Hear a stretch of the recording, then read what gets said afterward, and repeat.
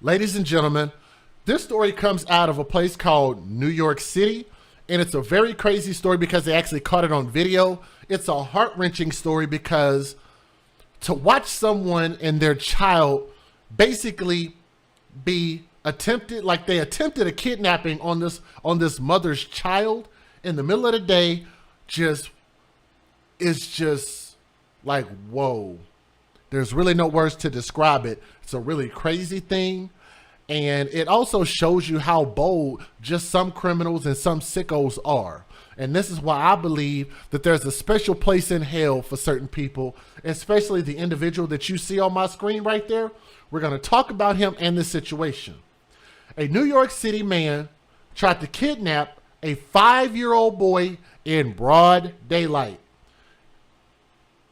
Was with his father at the time of the alleged plot, and police say that they have now determined James how do you say this? McGonigal? How do you pronounce this? His last name is McGonagle.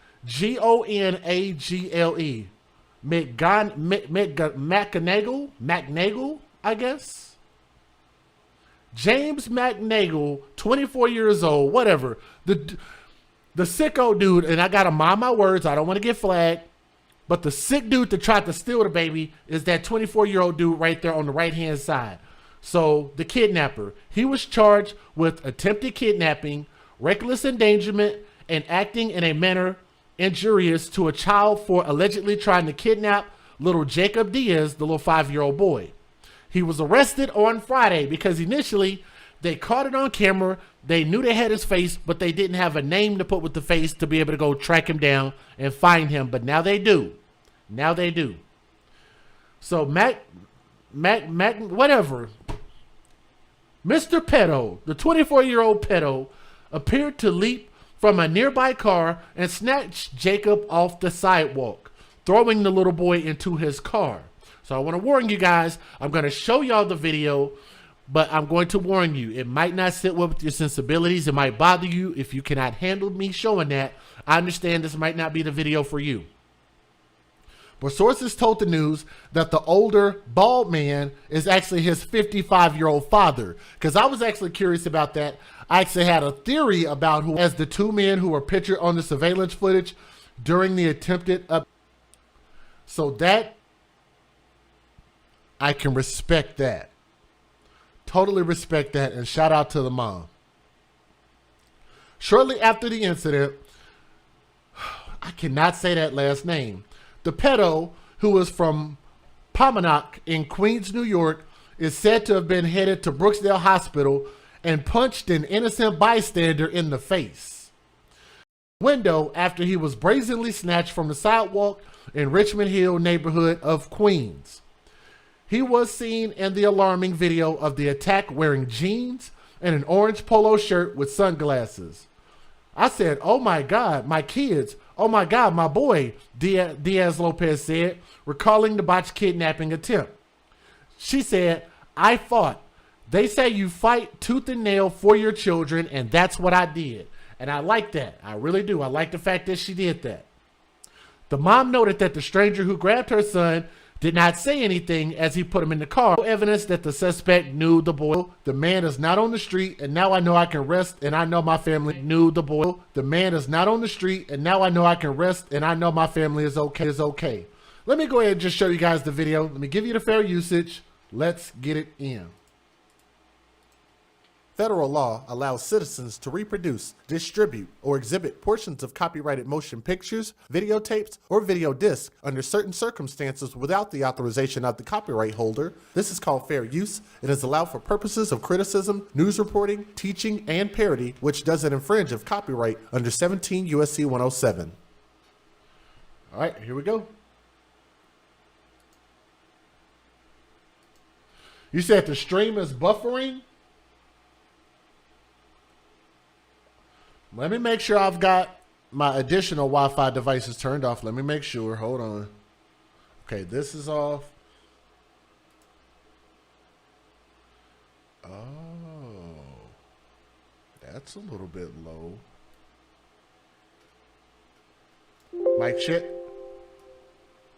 All right, let me turn that down a little bit just in case. All right, here we go. Did the video pop up? All right, here we go. Developing right now, police have arrested one man and are looking for a second after police say they tried to kidnap a boy off the streets in Queens. The child was actually walking with his mother when this happened. CBS 2's Alice Gaynor live now in Richmond Hill with this developing story tonight. Alice? So far, police have arrested a 24-year-old, but they're still looking for a second older man seen on that surveillance video. Now, thankfully, the boy's mother was able to yank her son out of the would-be kidnapper's car. Watch as this man gets out of this car, runs over and grabs this 5-year-old boy off Hillside Avenue around 8 o'clock Thursday night. His mother and siblings frantically follow. It's quick. And say, oh my God, my kids, please. The family tries to open the car door, but it's locked. Eventually, his mother is able to pull him through the window. Then my kid stand up in the window. I take it out. Dolores Diaz says the men said nothing to her and she doesn't know them. After, the car speeds off as other people now come over by the commotion. Police say the car continued southbound on Hillside Avenue, then westbound on Jamaica Avenue. Police have arrested 24-year-old James McGonigal. He's facing several charges, including attempted kidnapping and reckless endangerment. The owners of this store say one of the guys stopped in earlier. Last night he's coming on one guy. He's buying a beer, Budweiser. It's very scary. People in the area can't quite believe the bizarre incident. That's a terrible thing. Very dangerous, you know. Have you ever heard of anything like this happening here? No. As for the Diaz family, the shock hasn't quite worn off. When I watch it, oh my God, really? Me? Again, police have arrested that 24-year-old, but they're still looking for the second older man seen on that video. Police believe the two may be father and son. They say the 24-year-old is currently in a local hospital undergoing a psychiatric evaluation. It is unclear why they tried to kidnap the boy. That boy was not injured. We are live in Richmond Hill, Queens. Alice Gaynor, CBS 2 News. All right, Alice, thank you. Now at 4, a mother's instinct kicked into high gear today when two men tried to kidnap her son right in front of her. Shocking video shows this play out. You can see a man grab the boy from the sidewalk, then put him in a car. But his mom sprang into action to save her son. News 4's Miles Miller is live in Richmond Hill. And Miles, you spoke with that child's mother this afternoon. That's right. That mom invited us into her house. She's obviously shaken up. She says the men didn't say anything to her, but boy, did she fight to get her son back. Snatched off the street in seconds, a 5-year-old skipping ahead of his mother on Thursday, grabbed by a man in front of her and thrown in the back of this car on Hillside Avenue in the Richmond Hill section of Queens. It's quick. And say, oh my God, my kids, please. Dolores Diaz jumps into mama bear mode, racing to get her son back. When the people come and take him, I run in the car and my daughter and my boy and take the... I want to open the car, but I can't. At the same time, her son opens the back window. Then my kid stand up in the window. I take it out. Good Samaritans, hearing the screams, try to stop the car and chase after the two men. Police want you to take a good look at the guys. Today, the 5-year-old's mind was on cartoons. His mother, however, is shaken. I'm scared. When I watch it, oh my God. Really? Me? And we got to look at what one of those men was doing in the moment before that attempted kidnapping. More on that and more from the mother when we see you again at 6 tonight. We are live in Richmond Hill, Queens. I'm Miles Miller, News 4. Back to you. A frightening attempted abduction in Queens. A little boy snatched off the sidewalk and thrown into a car. Tonight, the mother speaking out about the moment she pulled her 5-year-old son to safety in a sort of tug of war through the car's window. Eyewitness News reporter NJ Burkett is live in Richmond Hill. NJ? Right, Sade, she says she acted entirely on instinct and did what any mother would do. No, she has no idea who these guys are or why they would want to kidnap her 5-year-old son. But they very nearly pulled it off. I say, oh my God, my kids. Oh my God, my voice. Dolores Diaz-Lopez told us she grabbed her son and wouldn't let go. She was walking with her 3 children on Hillside Avenue at 8 o'clock last night. The entire episode captured on surveillance video. As they're walking, a man bursts out of a car and runs to the sidewalk. He grabs Dolores' youngest son, Jacob, carries him away, and literally tosses the boy into the back seat. Dolores and her other 2 children struggle through an open window, desperately trying to pull him out. And within seconds, the boy breaks free and is back in his mother's arms. As the car takes off, eyewitnesses are powerless to stop it. A mother's instinct made me fight and act in a different way, she told us. You have to do what's necessary, no matter what. The car was just parked there, she said. I would never have imagined that a man would get out of the car and grab my son.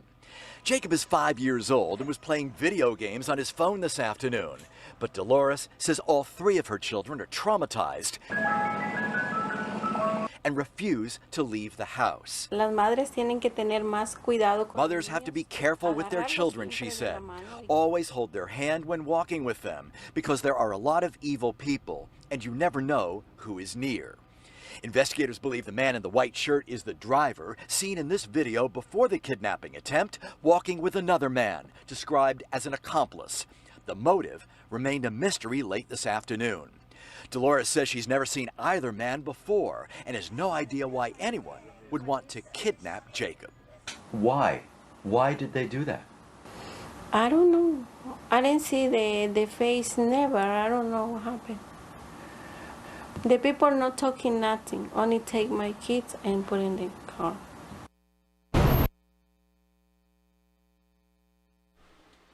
Here's the video by itself.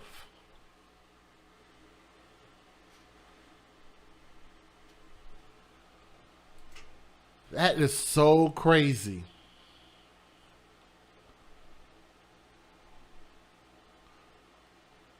That is so crazy.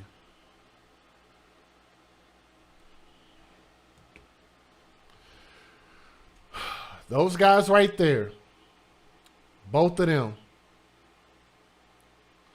father and son, and I really don't think that the apple falls from the tree. So if you ask me, and I'll give my closing thoughts about this particular story, is I think that they were both probably colluding and doing things like this, because I just find it hard to believe that the son is this demented and going out and grabbing people's sons, grabbing people's kids. And did y'all notice how he grabbed a boy? I know a lot of times people think like, well, all people try to do is kidnap girls. It doesn't happen to boys. No, it actually happens to boys either just as much, if not more, than girls. This is yet another piece of proof of evidence of that. Very, very crazy. It happens really quickly. But let me also point something out. Notice how it was a mother and a bunch of kids. She could very well be married, but I'm just telling you guys that a lot of times these people that kidnap kids and stuff like that generally try to take advantage of single mother households, or what they believe to be single mother households.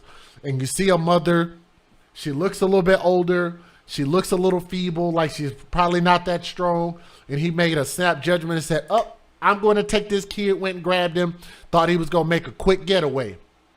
But I'm thankful that the family worked together as a team to be able to get that little boy back, because I want y'all to think about this. What do y'all think that fool was taking that kid for? What do you think he was going to do with that kid? Where do you think he was going to send that kid? Where do you think that kid was going to end up? Now I want y'all to think about the extremely high number of children that go missing each and every day. It's a very high number. This is how quickly it happens.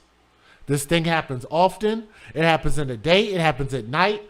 It can happen at any point in time. But that's why I also believe in the nuclear family, not nuclear, the nuclear family, biological mother, biological father. Yeah, it could have been for ransom. It could have been for sex trafficking. It could have been for his own intent and purposes. He very well could have been trying to do something with the boy himself.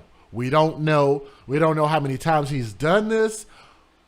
Could it have been organ harvesting? And I'm going to tell you, what my initial thought was when I saw the other man with him, I was thinking, did the old guy put him up to doing this and maybe telling him that he was going to give him a certain amount of money if he go grab this kid?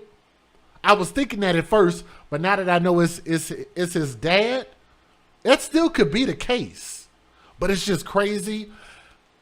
Sometimes I just don't know if we really want the real, true answers. But I know we want justice against both of those fools, and we hope that they get life in prison. And a matter of fact, I got to give a shout out. I don't remember whether it was Pennsylvania, but somebody sent me a screenshot and showed me a message of a state that said that if you were convicted of like a child murder or a child crime or child sex crime, that you could actually get life in prison.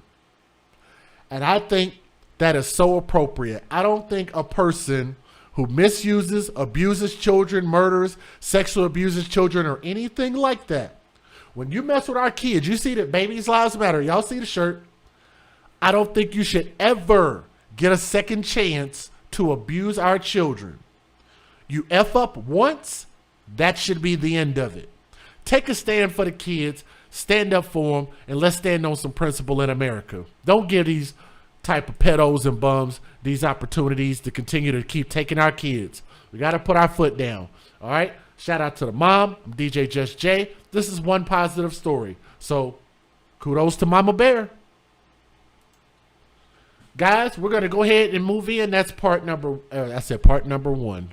That's so wrong. That was part one. We're going into story number two, if you guys are ready. And I hope the stream is not buffering anymore. That actually might be my ISP. I don't think it's my computer. Seriously don't think it's my computer. Let's go into...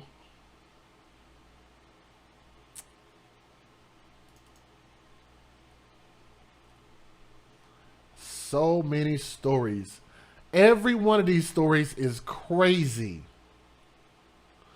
Let's go ahead and go into the story about 3-year-old Jamison Nance. Part 2. Jamison Nance. This is the story we're going to talk about. Again, if you guys are listening, our goal tonight is 600 thumbs up. If we can get there, cool.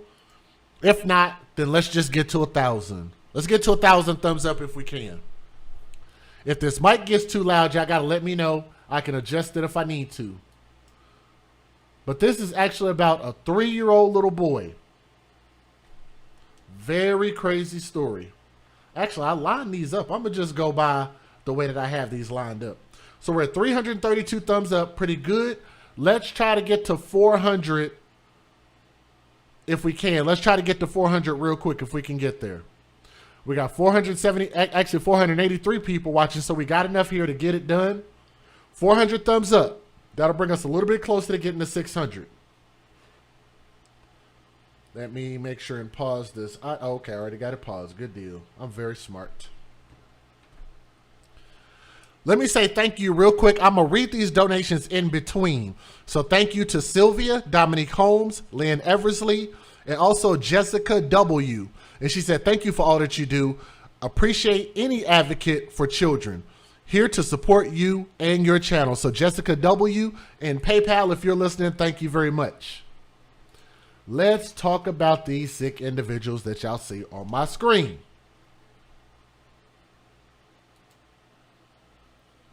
Ladies and gentlemen, how about another story out of the state of Florida again? A Florida babysitter has been charged with neglecting, abusing, and killing a 3-year-old boy in his care after he left the boy's mother a note saying that the son, the little 3-year-old boy, drowned in a bathtub. After the autopsy revealed the contrary. The boy was not drowned in a bathtub, but the boy was beaten. He probably suffered blunt force trauma. How many times have you guys heard about someone murdering a child and then somehow in some weird way, they always involve a bathtub. They either put the child in a bathtub to revive them, throw some water on them. But how many times have we heard of the bathtub scenario? I can count maybe about 15 times this year. It's really crazy. Really crazy. The fool that y'all see on my screen, and he is the epitome of that word, FOOL. Google search it, look it up, and I can guarantee you, you will find his face as the emoji for that word.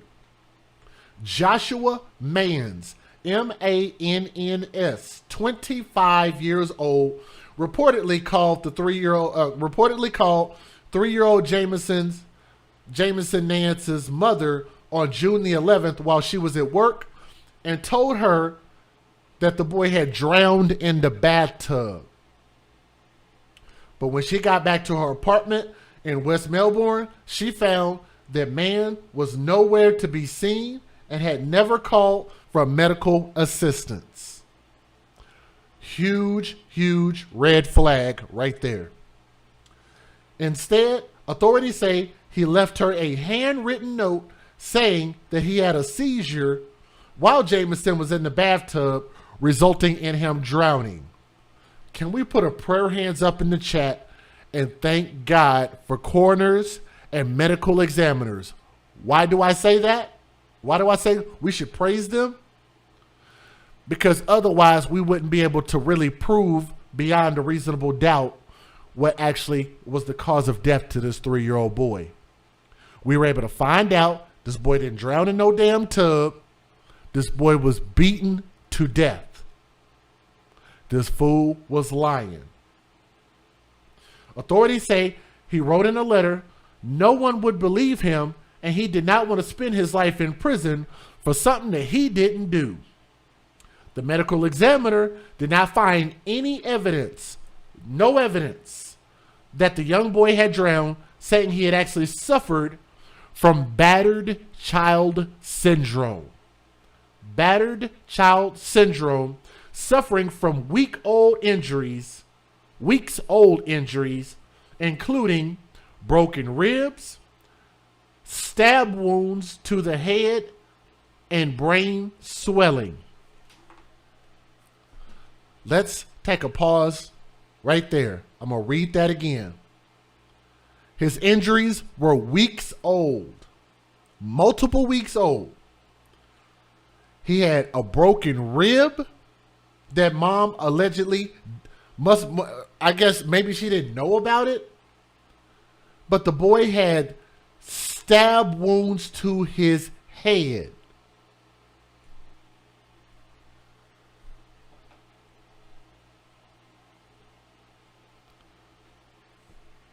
I have a question. DJ Just J has a question. On what freaking planet do children drown in a bathtub and end up with knife stab wounds to the head? You just can't be that level of stupid. Maybe you can. I don't know. He drowned, but did you forget that he had knife wounds to his head, broken ribs, and brain swelling from drowning?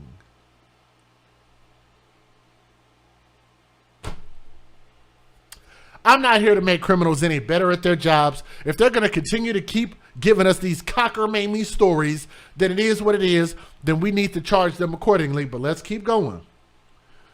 The little boy Jamison had also, oh, wow. Listen at this. The little boy had also suffered a broken leg last March. I'm sure y'all are wondering why they put up a mugshot of the mother. Stupid is as stupid thugs. Thank you.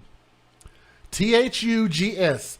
Not referring to a skin color, referring to an action. These are the actions of thugs. Last March, the boy suffered from a broken leg, and the Florida Department of Children and Family Services investigated another broken leg he had when he was only 1 3-year-old. A broken leg at 1 year old. Shortly before this baby boy died, the apartment had gone to his daycare to investigate suspicious injuries like burn marks on his arms. This boy was tortured. That's what happened.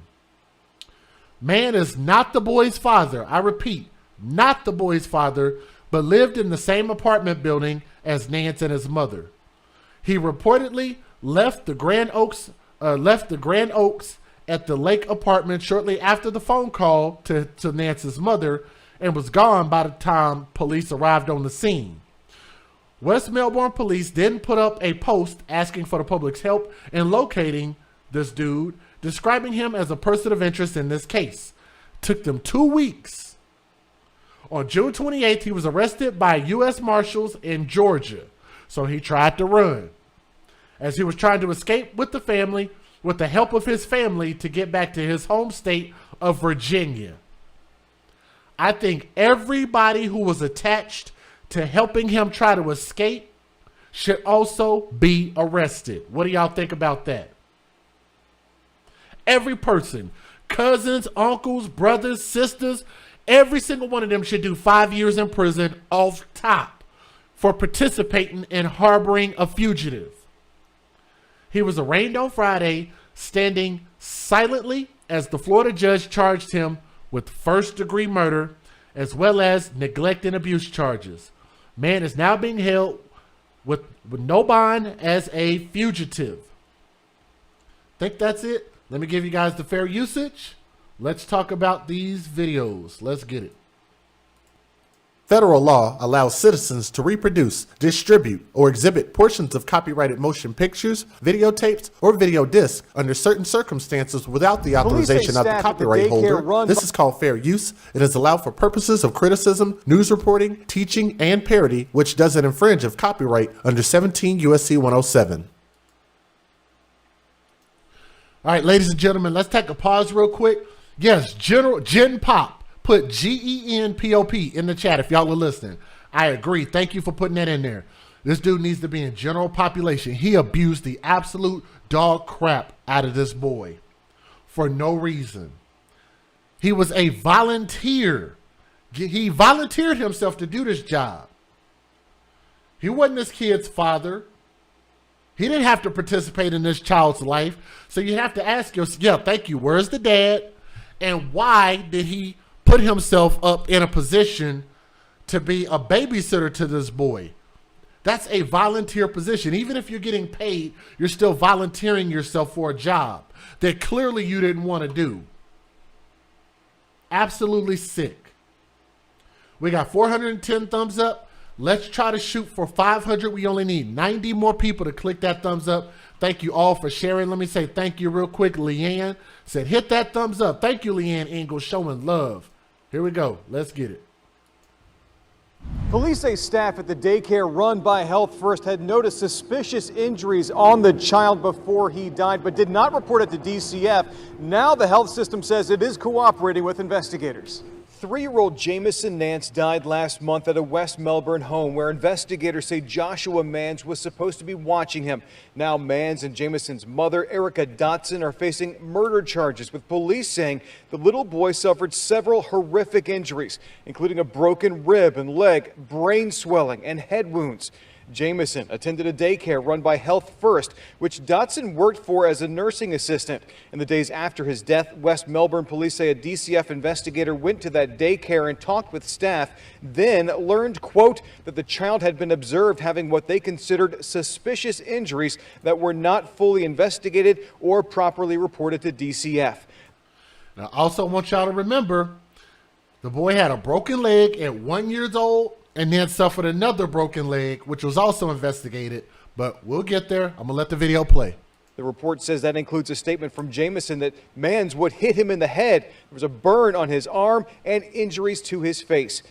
Child care staff are mandatory reporters, meaning they're required by law to report suspicions of abuse. A Health First spokesman told me in a statement, quote, Health First is deeply saddened by the senseless and tragic death of Jamison Nance. The Center for Child Development is committed to providing a safe learning environment as well as the support, training, and education for the children's development.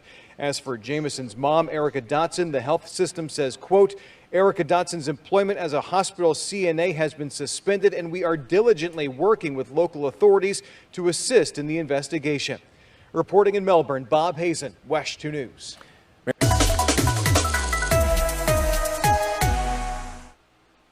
Six's James Barbero has more developments from the West Melbourne Police Department. They just provided an update late this afternoon.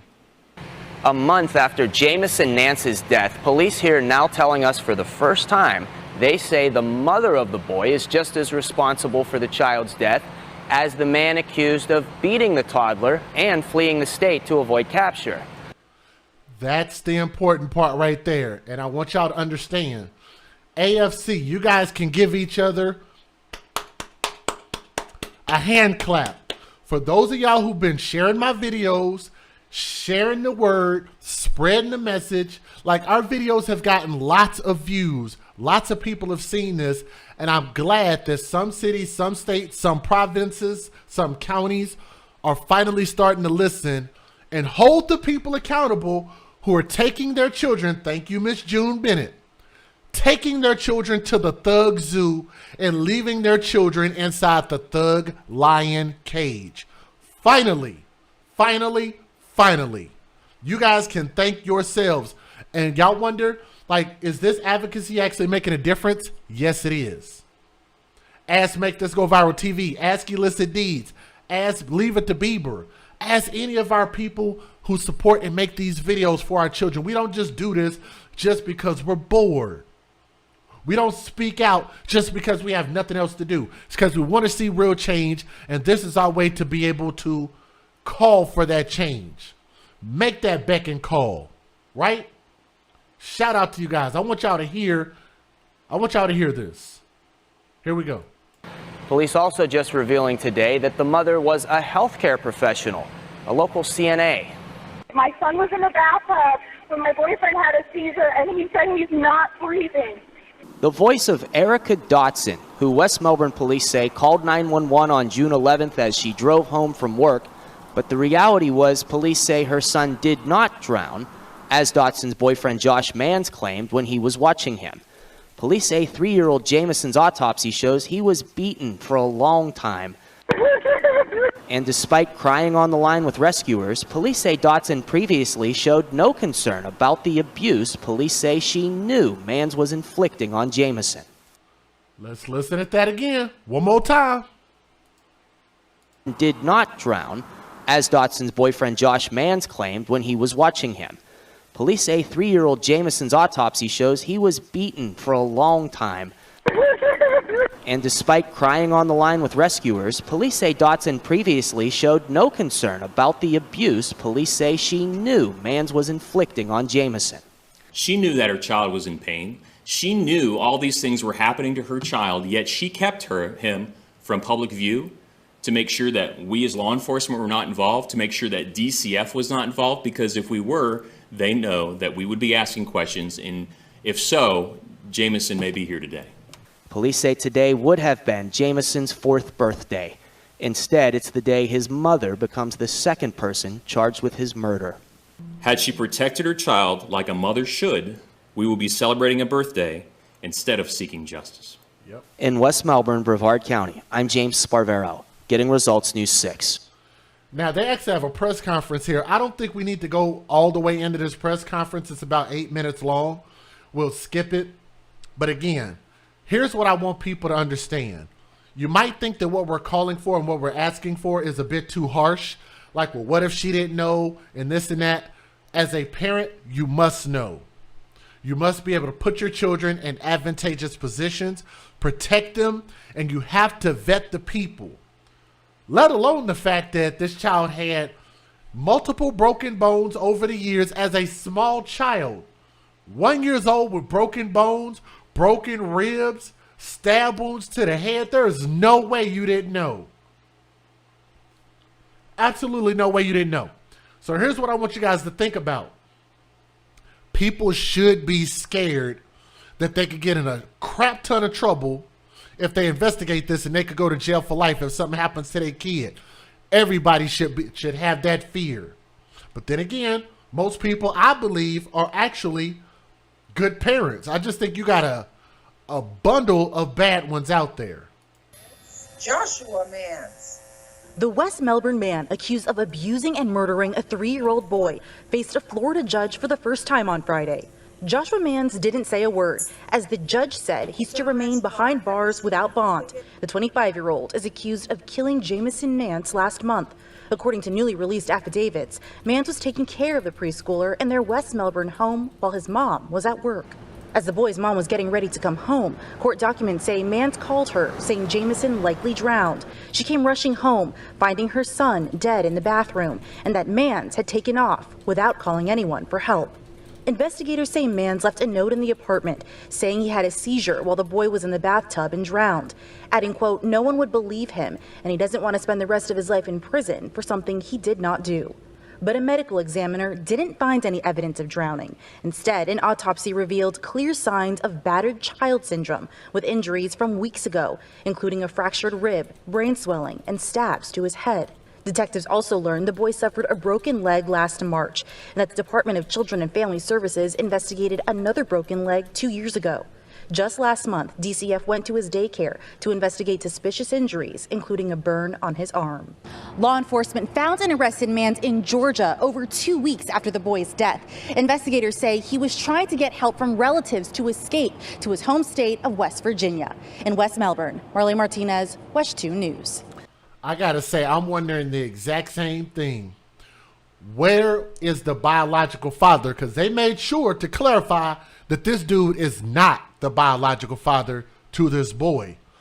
And again, this is what I'm talking about with the nuclear family, biological mother, biological father. If y'all create the kid, y'all should be able to have that kid under one roof. If you're not able to figure that out before procreation, then maybe we should not be having children like this.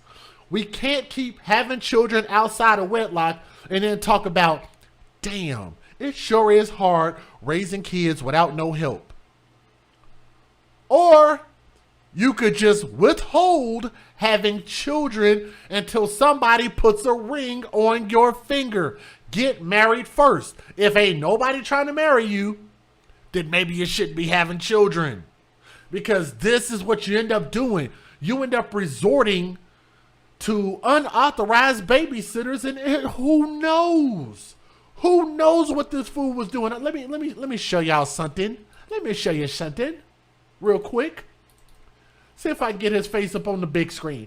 I want y'all to look at this pedo, rapist, no doesn't mean no face looking ass boy right here. You heard me? Look at his face, and y'all tell me I wouldn't leave my pet lizard around this MFer right here. Try not to curse. I would not leave my pet turtle around this damn dude. If you look him in the face, that boy looked like he's just about to take his sexual rage out on anything that has a heartbeat. Ain't no way in hell I'd leave anything living around him. Maybe not even some dead things. But the fact that they got the mom, and this is why I had to present this story. I looked at it and I said, finally, this ain't about let's get the women, let's get the men. No, let's get the black people, let's get the white people. Not about that. This is about accountability. This is about accountability. The people who put these children in these positions should be held just as accountable as the people who actually caused the hurt, harm, danger, and murder to these children. And I want y'all to look at that baby boy's face, and I want y'all to think about this because it gets me right here. Every time I see children with food, I get kind of choked up because it's the bare essential thing that you need to do. Sustenance. Sustenance. Y'all look at that baby boy and y'all tell me, How could you look at a face like that and want to break that boy's pride, want to destroy that boy, want to beat him up, stab him? How can you look into that boy's eyes and want to do that to him? That baby boy could have grown up and become anything, absolutely anything. This boy could have been a game changer. If we're going to have the children, how about we respect the children? People ask me sometimes, like, do I support abortion? And I told this lady in my email, I'm like, I don't really know. I'm on the fence about that. Because I do like the fact that people have a choice to be able to make a hard decision like that if they have to or if they want to. But I also don't like them making that decision either. So I'm on the fence. I am very transparent with that. But if we're going to bring children into this world, why allow this to happen?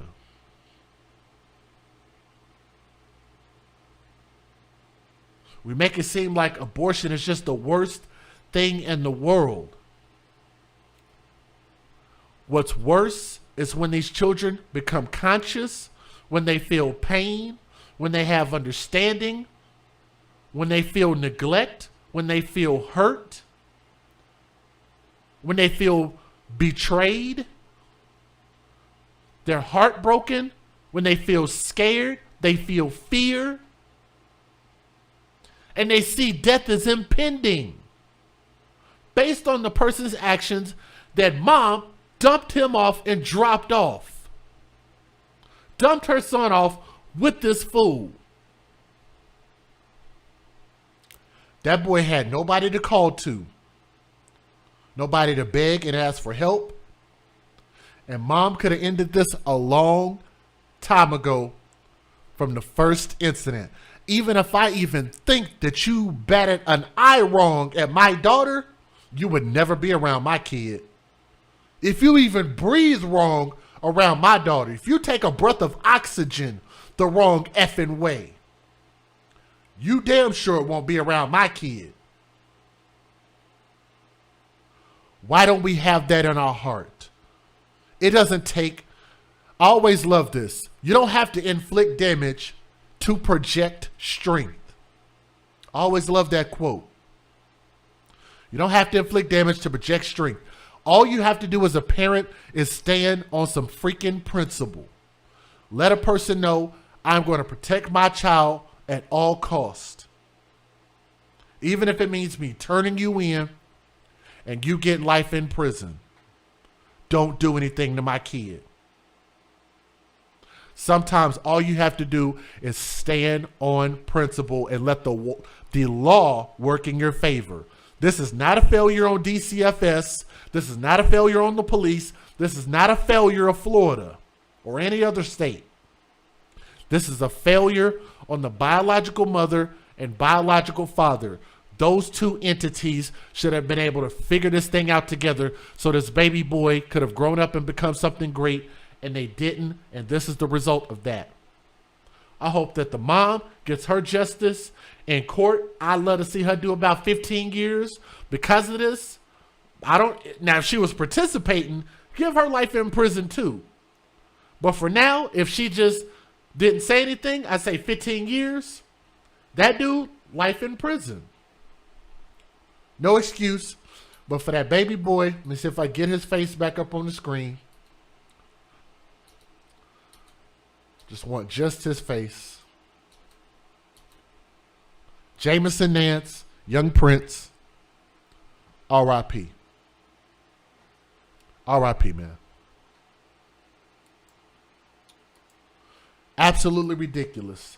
Let me let you guys know something real quick. We're moving on to story number 3. Can y'all type that in the chat? We're on to story number 3. We're going to talk about Diego Jones. Very interesting way that they spelled his name, by the way. Diego is not spelled, I guess, in the Black Dictionary, D-I-E-G-O, Diego. Y'all got to see how they spelled this baby boy's name. It's not this baby boy's fault at all. The parents chose this name. The kids had no say-so. Diego. Let's talk about this. We get the videos going. All right, boom. Okay, guys, if y'all are listening right now, we're on to story number 3. Everybody in the chat has already posted it so you guys can kind of keep track. Thank you, True Crime Chaos. He's a beautiful baby boy. His name is Diego. Let me tell y'all how crazy the mom spelled his name. D-E-E'-A-G-O. Can somebody type that in the chat? One more time. D-E-E'-A-G-O. Diego. Unless it's Diego.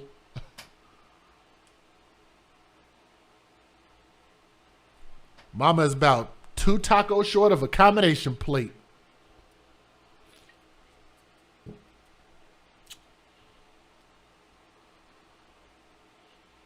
Diego. And I looked at that. I said, what the hell is this boy's name? And I realized, oh crap, I see what they were trying to spell. I felt stupid trying to read this boy's name. Why do we do this to kids?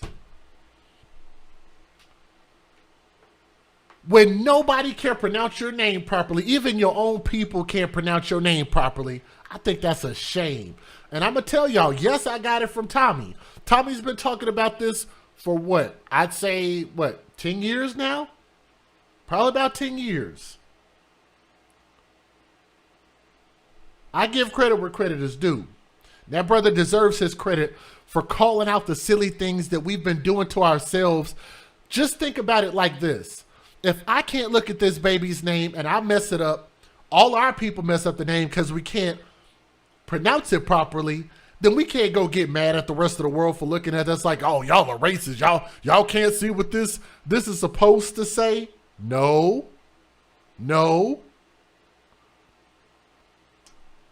That name doesn't even mean anything. Not even the way you spelled it. I would at least understand if you gave the boy a name that actually meant something. We're just being so selfish and just thinking, oh, I think it sounds cute and it's unique. That's selfish. Sorry, but it is. But y'all know how I feel about selfish, and y'all know how I feel about thugs with tattoos across their face and bad-ass hairlines. Sheesh. Let's talk about this story.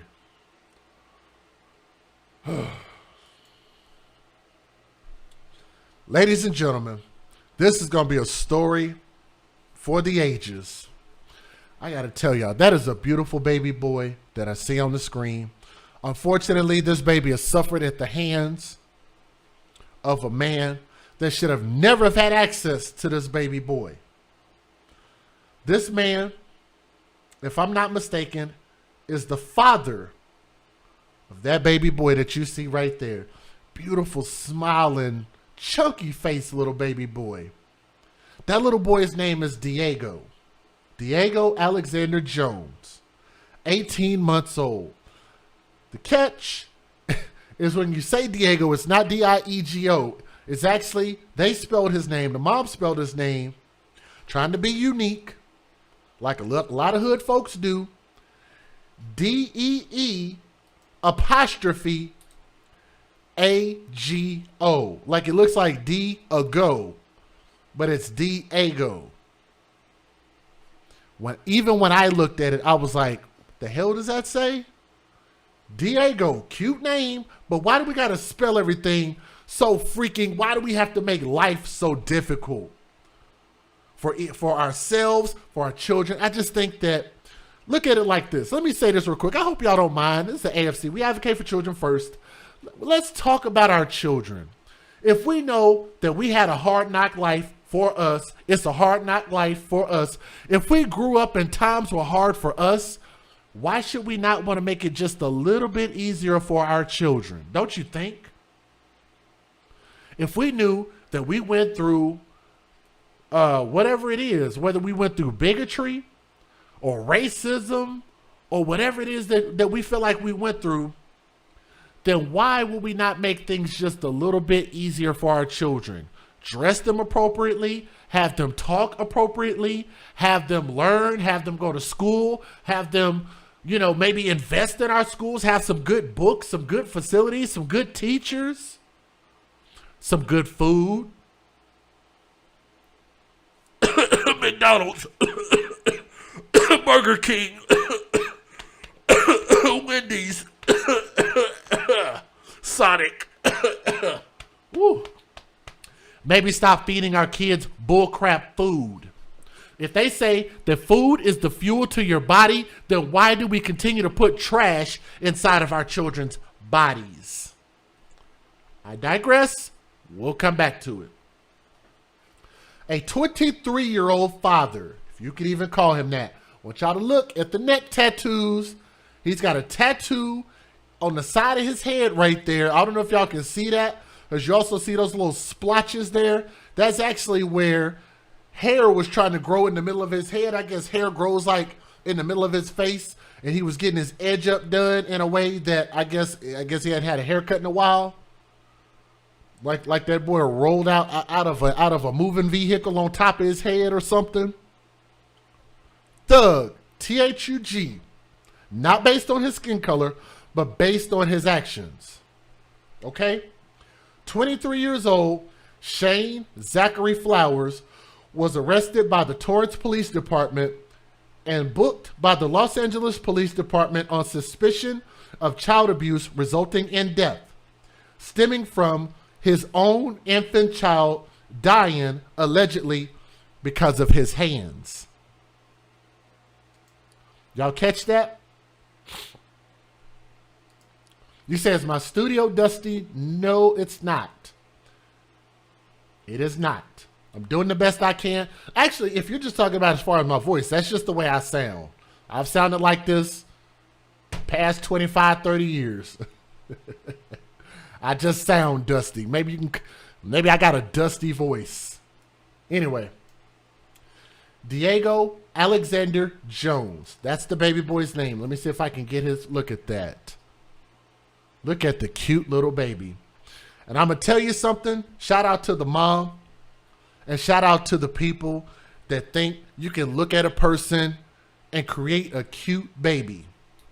You look at that dude's face, and then you look at the mom, and you think they're going to produce something that's going to end up being in the higher percentile of what we consider to be, I guess, cute. He's a beautiful baby boy. But at what cost do you produce these children with dudes who have nothing going on, not working a job, not a reputable character, probably have a criminal record as long as a mile? Like, maybe in a gang, like who knows what this dude is doing. But I'm going to tell you, just from the look of it, just from the surface, the dude don't look like, and he's 23 years old, don't look like he's doing anything positive with his life prior to this. I'm calling it out. That little boy, 18 months old, was reportedly found at the Rosa Bell Motel. The Rosa Bell Motel in South Los Angeles. Police arrived at the scene Tuesday morning and found the baby not breathing and unconscious. He was rushed to a hospital, said to be in medical distress, according to the news, and pronounced dead upon arrival to the hospital. I have a question. Maybe somebody can tell me. What would be the point of having this baby at a hotel? Why would this baby and this so-called man be at a hotel? Were they living there? Were they just visiting? To be honest with you, I don't have the answers. But here's what I can tell you what I believe. I believe that this dude was probably living out of that hotel and had his son over there. I'm sure that mom knew about it and said, you know what? That's my baby daddy. He can be around his kid. But the Rosa Bell Motel, I don't even know what the hell that is. I've never heard of it, nor would I ever go there. Let me see if I can look it up real quick. Rosa Bell Motel. Let's see. Los Angeles. $79 a night? That sound about right? I don't know if they have a website. Let me see. Woo, boy. I don't know if they've renovated. Well, I've seen worse. I'm looking at the pictures. It doesn't look horrible, but I've seen worse. I've seen worse. I was getting ready to crap on the hotel, but I've definitely seen worse. This could be like a lower tier. Let me see if I can find what the rates are. Yeah, about $79, $82 a night. So that's about right. That's pretty standard. So let me not crap on the hotel. But it sounds like that this dude was probably living there. I don't know if he was getting a check to stay there or something. I'm not really sure how that works. But nonetheless, he was at a hotel with his son. Now, reported by the news, the baby's mom, by the name of Rihanna Jones, said that Flowers tripped over his video game controller while at the motel.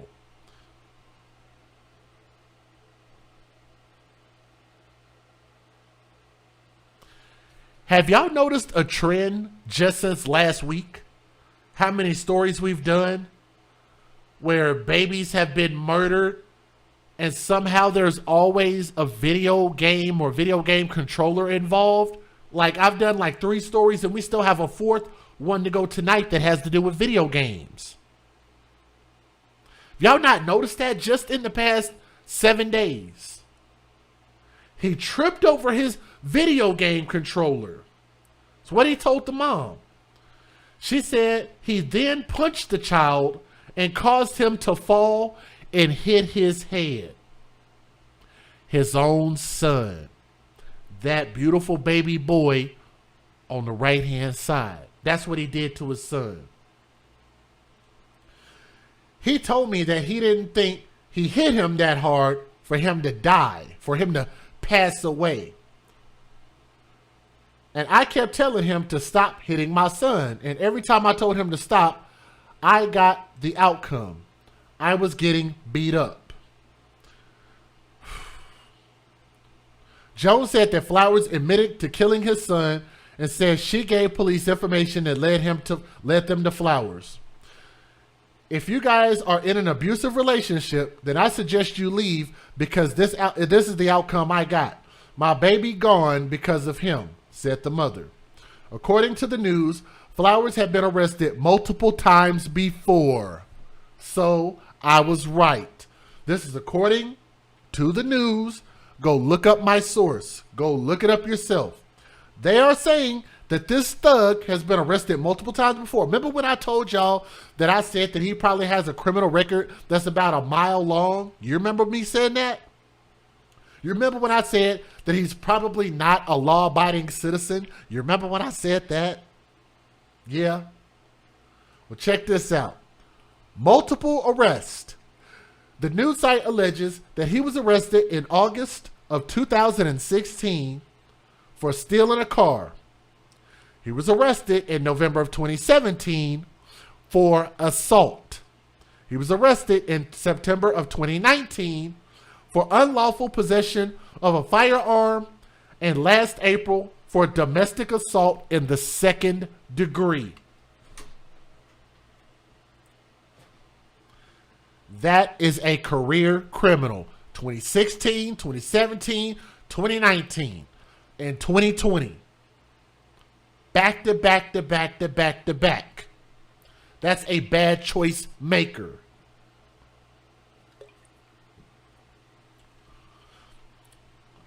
The news website also reports that South Los Angeles, where the Rosabella Motel is located, oh wow, has an F rating when it comes to the crime.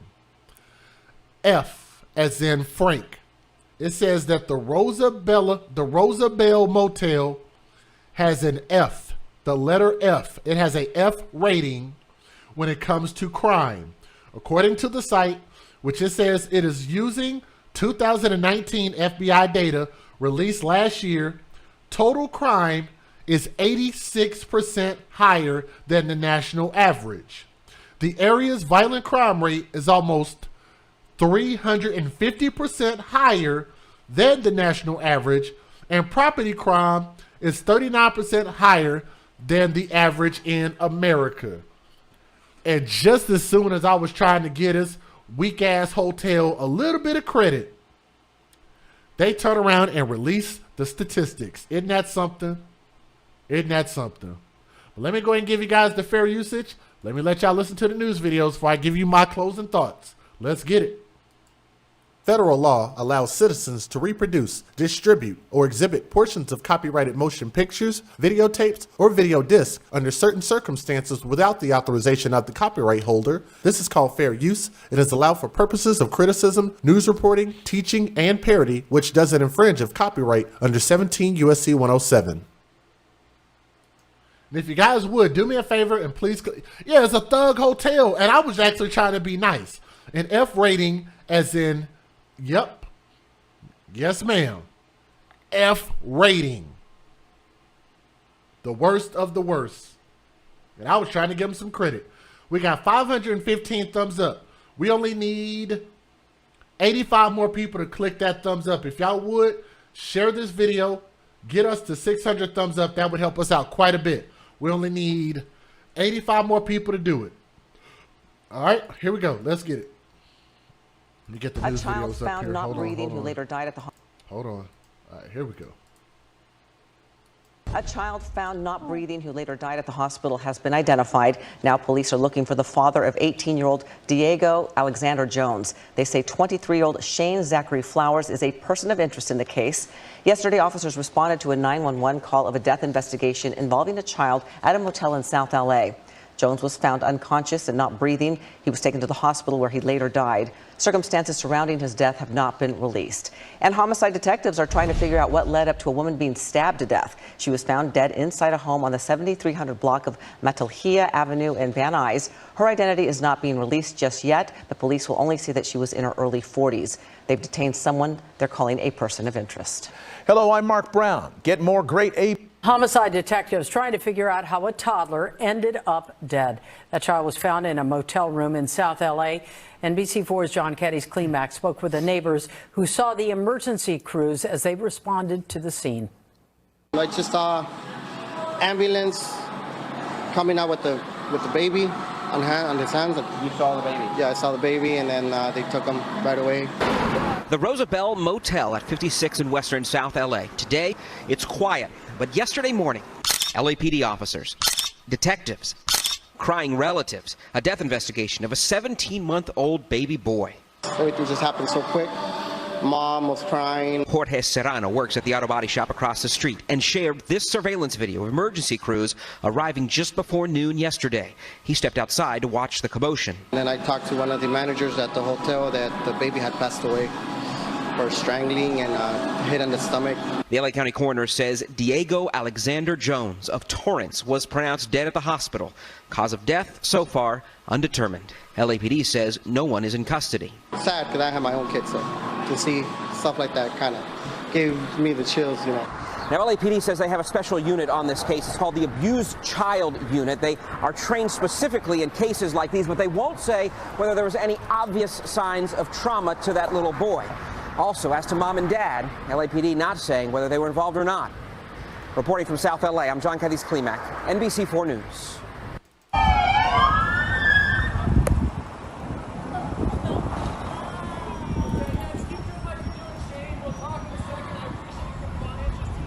This is video of him getting arrested.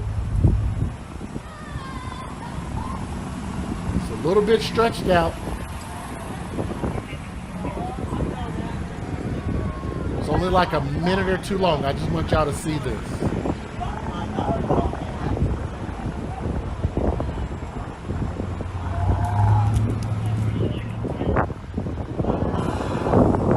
By the way, if you guys are watching, do me a favor and please click that thumbs up. Please help share these videos, okay?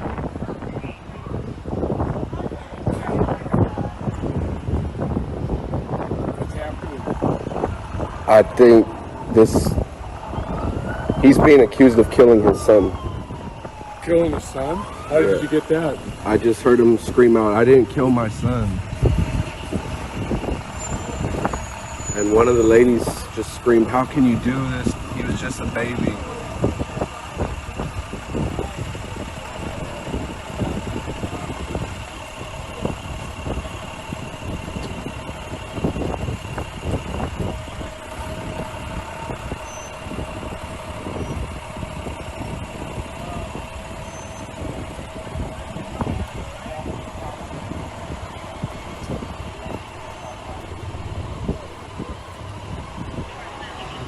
So I guess they were trying to record video of his arrest.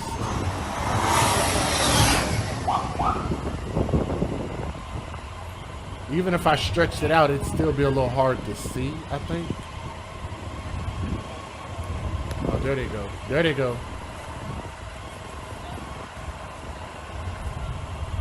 Oh, he was on the ground. Okay, I see it.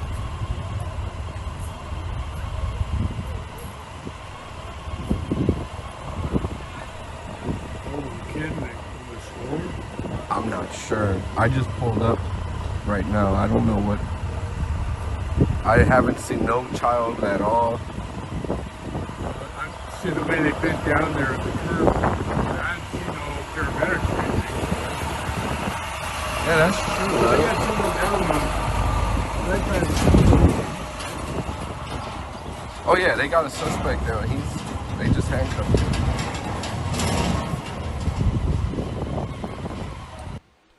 There it is, right there. Y'all can kind of see it, even though the video is a little bit squished. For the most part, you can understand and see what's going on there. But let me give you guys my closing thoughts.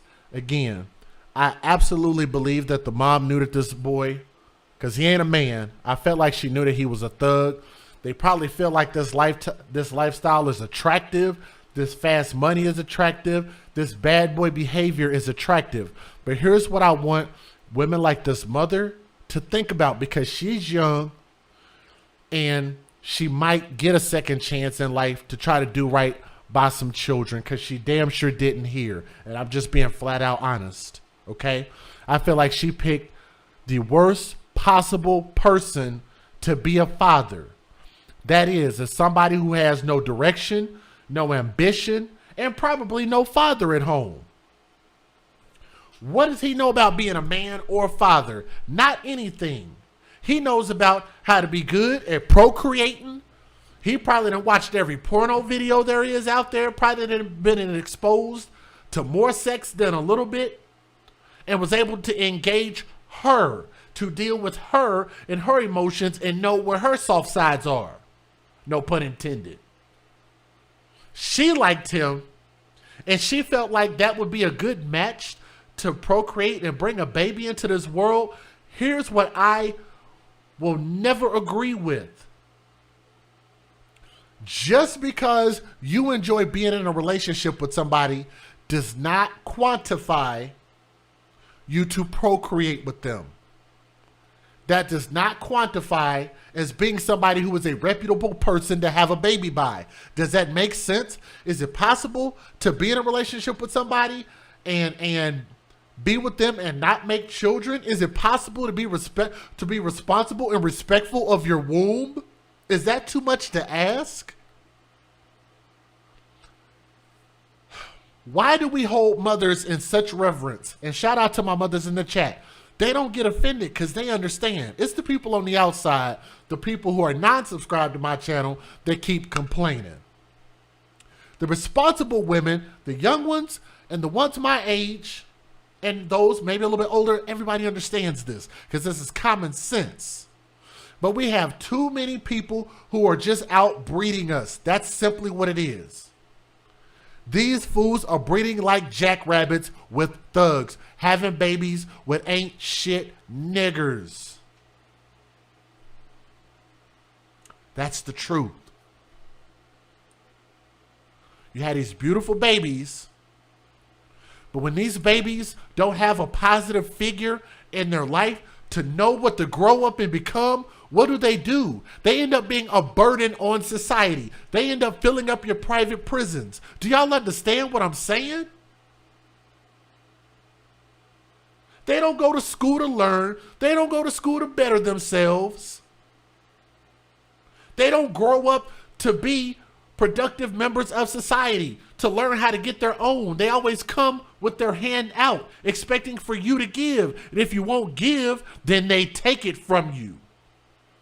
Why do you think this hotel has such a high violence rate, especially for vehicles? They be out there breaking and stealing people's property and shit.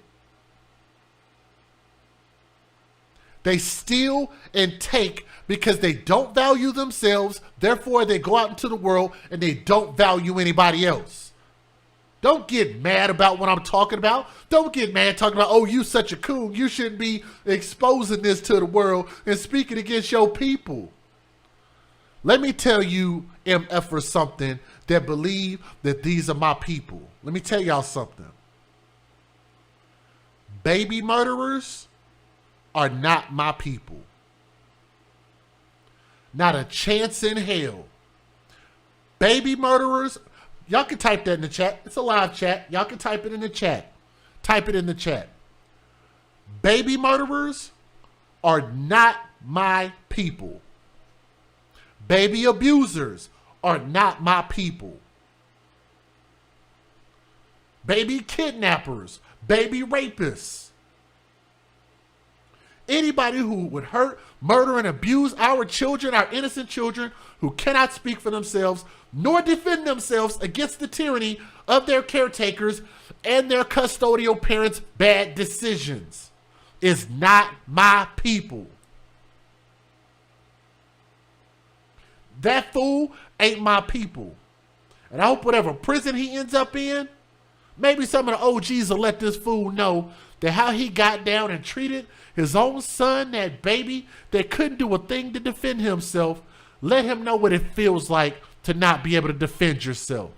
Because he deserves every bit of that. And there's a special place in hell for that dude who has a made-up hairline and tattoos on his face and neck.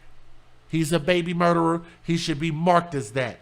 For hurting this beautiful baby boy, Diego, couldn't speak for himself.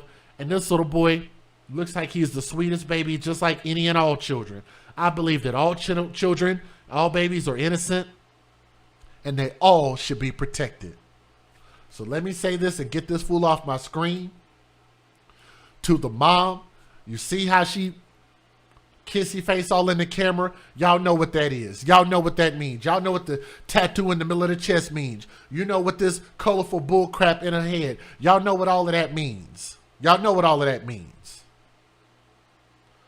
All I'm asking is that you correct your behavior and correct your decision making and correct who you procreate with. Or just don't procreate. She's talking about, well, it's hard to get out of an abusive relationship. It's not. If you go pick up a thug lion from the thug zoo, it's going to be a violent MFing creature. That's what it does. Here's what I also don't understand.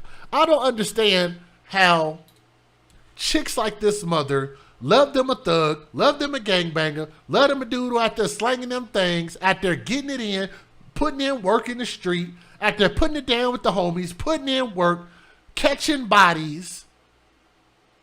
He's respected on the street. Don't nobody mess with him because everybody's scared of him. And he wants everybody to bow down to him. Why do you think, why do these young women think that those men won't turn on them? Can anybody in the chat answer that or leave that? Or you can leave a comment in the comment section. That is a message for my young girls ages 13 all the way up to 19 to 25 years old. All in that age range where y'all are starting to interact with these thugs. What makes you think he won't use his gravitas against you.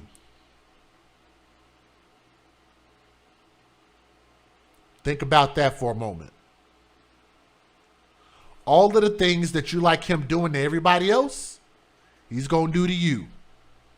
And when he does, and you have children, then expect for there to be a bad outcome to happen, or change your decision, or make your bed and lay in it. I'm DJ Just J, we're the AFC, or I'm trying to wake y'all the hell up. Listen, like, share, subscribe, share these videos. We're trying to save lives. That's what we're trying to do out here. We hope to get justice against this fool and for that baby. Ladies and gentlemen, story number 4. Are y'all ready? I think this is story number 4. Can y'all post that in the chat for me? We are on to story number 4. 1, 2, 3, 4. Are y'all ready to talk about some video game violent thugs? Are y'all ready for this?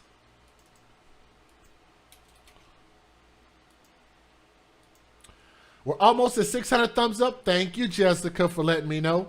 Thank you, Miss June Bennett. Showing some love. Always posting the links, Miss June. You know I appreciate you doing that. I don't ask Miss June to do it.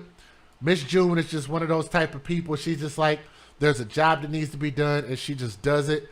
And I got to tell you, I'm absolutely honored, Miss June, if you're listening. Just thank you for being you. Thank you for being you. I appreciate that. And not just her, but all of y'all. But I definitely want to make sure and shout her out. But anybody who shares our links, supports us in any level. For those who are able to contribute financially, let me say thank you real quick. Let me see. Hold on just a second. Let me check my message real quick. Oh, okay. I don't know if Jay McLovin is listening, but shout out Jay McLovin. If you're listening, you can type in the chat, say something. If you're still up, shout out to you. Let me say thank you to Leanne Engel. Leanne, if you're listening, sweetheart, she said, as always, nothing but the truth. Thank you, Jay. I am beyond glad that the mother is being held accountable for her worthless actions as a supposed mother. And that when she's talking about the last story, it's a we thing, not a me thing. Hashtag defund thugs.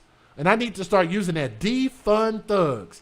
Thank you, Miss Leanne Engel. I will keep the amount that you donate private because I'm truly grateful. But just know that she shows so much love and I really, really appreciate her.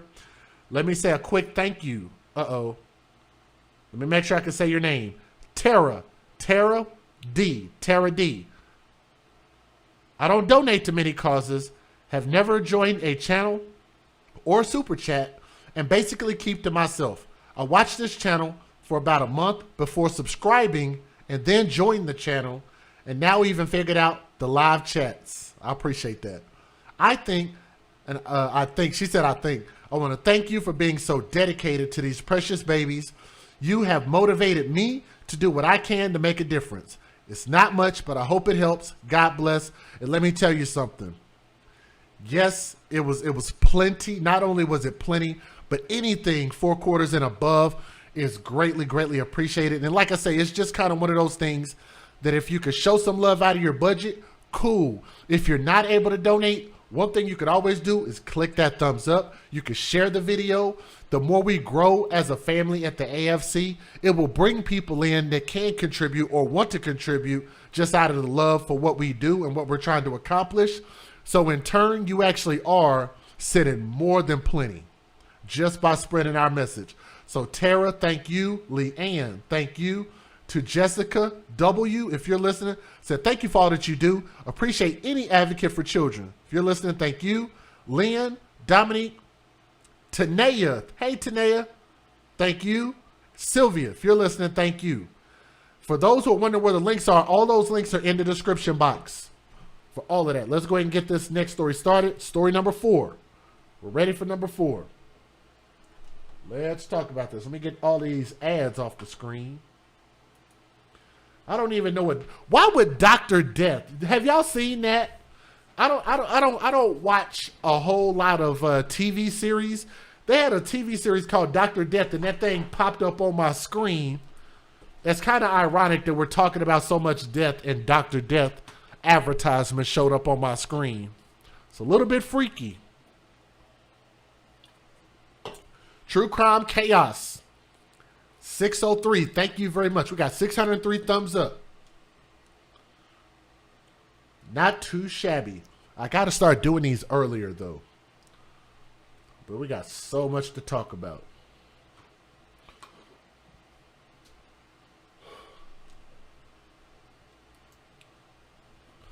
Ladies and gentlemen, it seems, and I brought this up in a previous video, that there's a disturbing trend about these men, these certain type of men, because it's not all men, that play video games. Have no problems with that for the most part, but I do have a problem when it seems that these men playing video games and little children don't match and don't mesh very well, and these men, so-called men, end up being abusive to children.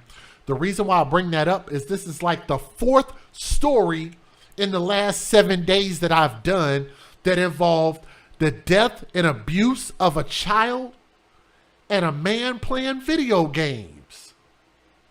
I play video games. Let me show y'all. Let me show you something. Uh-oh, let me get that off the screen. Y'all see this? I play some Steam games, a little Xbox, a little PlayStation, a little retro gaming. Y'all see I got the old USB retro controller because I like it. I play a little gaming. But I'm definitely not going to game over being around my children. Matter of fact, and shout out to my daughter. I remember when my daughter was really little, my daughter spent so much time with me. I would stop my game and deal with my baby. If she wanted to play, if she wanted to eat, if she wanted to whatever, my baby always came first in my life. And for the life of me, I don't understand what would make you resort to violence around children. Let me tell y'all the story, though. A North Carolina man charged with beating his own 6-year-old son to death. He beat him to death. That guy beat his own son to death, allegedly told police that he was disciplining the young boy for wetting his pants and interrupting his video games. Interrupted the father while playing video games. As previously reported, police officers in High Point arrested, let me get him back up on the screen, right there. On the left-hand side, that is Devin J. Nelson, 30 years old. So he was actually 6 years older than me. Actually, his 6-year-old son, so no. So no, actually, he was the exact same age. He was 24 years old when he had a son. So me and him were the same age. Same age that he had his son as when I had my daughter. He's 30 years old, and he was arrested on Sunday after he brought his son into a local hospital where he was pronounced dead upon arrival. Hospital officials noticed that the boy had suffered a series of serious injuries. Y'all catch this. That included burns, body bruises, and cuts all over his body, and severe bruising to his face and eye. And immediately contacted law enforcement authorities, who took Nelson and his wife, Tamara D. Corbett, on the right-hand side, took her and his wife, who was also the boy's stepmother, took them into custody. This is another example, and I got to give them a big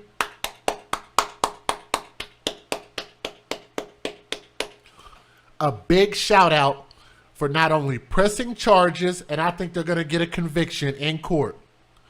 If you are at a household where a child is being abused and you know about it and you allow it to happen, you don't check on this child and protect them call the authorities, get these babies out of these situations, or get yourself out of the situation, do something, but don't just sit there and accept abuse against a child. Maybe me saying get yourself out of the situation is not the best thing to say, but I'm hoping and praying that people understand what I'm trying to convey. But what you can't do is notice something's going on, you see something, and don't say nothing at all. So I'm glad that they're finally starting to stand on something and protect these children and hold people like them accountable. So that's a great thing. Let's move on. Police at the county medical examiner attributed the death of the child to blunt force trauma about the body. Blunt force trauma. He got beat up. Court documents obtained by the news reportedly stated that Nelson and Corbett initially tried to blame the boy's injuries on several highly unlikely, innocuous occurrences. I would never be able to say that word again. The couple allegedly told, we'll move on because I can't pronounce it again. The couple allegedly told hospital employees that some of the marks on the victim's skin were caused by eczema. They tried to say that the boy had eczema, which is why his body looked the way that it did in an abused form. They tried to make an excuse and lie about it. Partially also why she's being arrested. So let's bookmark that. We'll come back to it.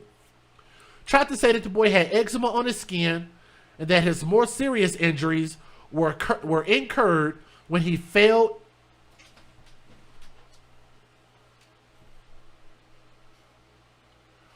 into the bathtub full of water.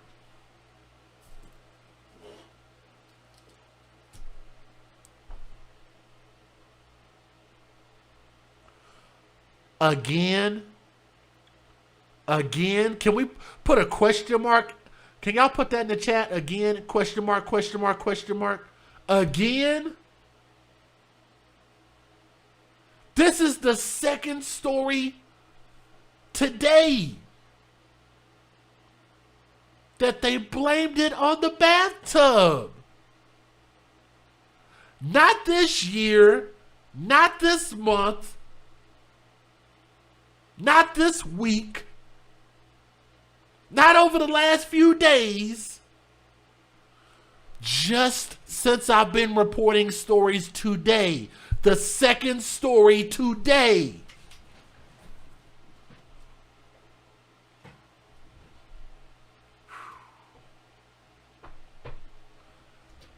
This is disturbing. This is disturbing. They say that the other more serious injuries were incurred when the boy fell into a bathtub full of water. The bathtub again.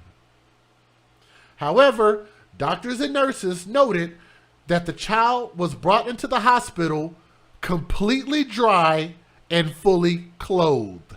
So they knew that was a lie. His body temperature was also recorded at being just over 82 degrees, indicating that his body had been dead for several hours before he arrived at the hospital. Special Victims, SVU, Special Victims Unit, and Violent Crimes Unit detectives began investigating the deaths as suspicious. They quickly determined that it should be treated as a homicide, and search warrants were obtained for the residents and the vehicles used to transport the deceased to the hospital. Now, according to the report, Nelson eventually admitted to investigators that before taking him to the hospital, he beat his son with a switch until the handle broke off of the switch. Is he talking about a tree switch or the video game Nintendo Switch? Because he's a gamer, right? Gamer, Switch, anyway. Nelson also allegedly told police that the reason he beat the boy was because the 6-year-old boy had wet his pants and interrupted him while he was in the middle of playing video games. First and foremost, let's talk about this whole beating and spanking children. Is there anybody in the chat that wants to admit that they still spank their children.